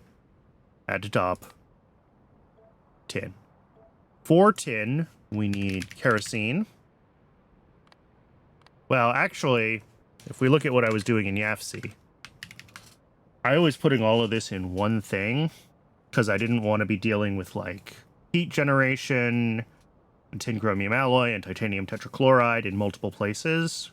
So I think I'm calling this all one build. So we're not going to say we need kerosene here. We're going to say we need bitumen processing 2. Includes kerosene, grease, and whatever the last one was.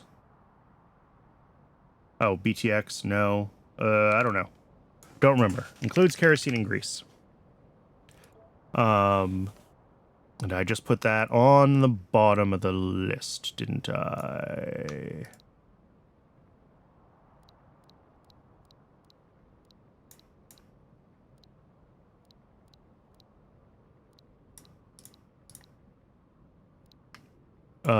We need to expand MIBC. We need to build light oil plus refined syngas to petroleum gas. And there was one other build that I think I wanted to do, and I don't remember. Oh, coke oven gas to refined syngas via...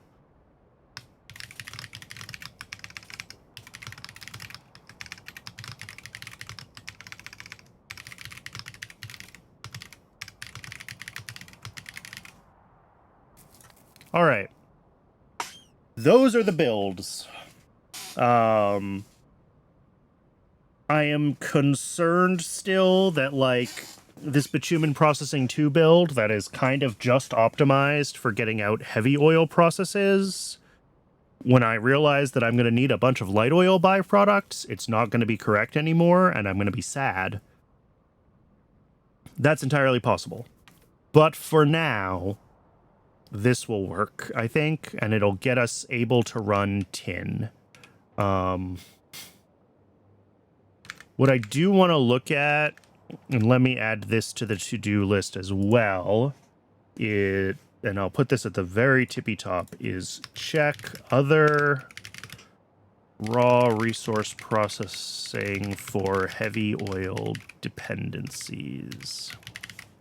So that's upcoming metals upgrades, including lead, silver, because lead and silver are the ones that well, silver especially, I really want to make sure that I can get silver going soon, because we really need more silver. Diamonds for upgrade of silicon processing, and whatever else might need that. Okay. That is a to-do list. We spent a bunch of time today planning. We spent way more time in YAFC than in the game. I apologize for that, but you know what? Sometimes it has to happen. Sometimes you just have to sit down and figure out what the heck is going on. But I think we more or less know what's going on. We have a plan. I didn't look at biofilm yet. Like, this might be awful. But it doesn't look that bad. Biomass, cellulose, rayon. Yeah, we can do biofilm. I'm not worried about that. We can scale that up. Also, this tailings to acid gas, I should check how that compares to our existing tailings to acid gas, but that's a different problem. All right. I'm going to wrap up here. I think, like I said, we have a plan now, and that's really what matters. So, thanks everybody for tuning in. I really appreciate it. If you find this on YouTube and want to watch it live, there is a link to my Twitch down in the description. And I stream every Tuesday and Thursday at 1 p.m. Pacific time for Pi, and Wednesdays and Fridays at 1 p.m. with other random stuff, usually automation games, but sometimes not.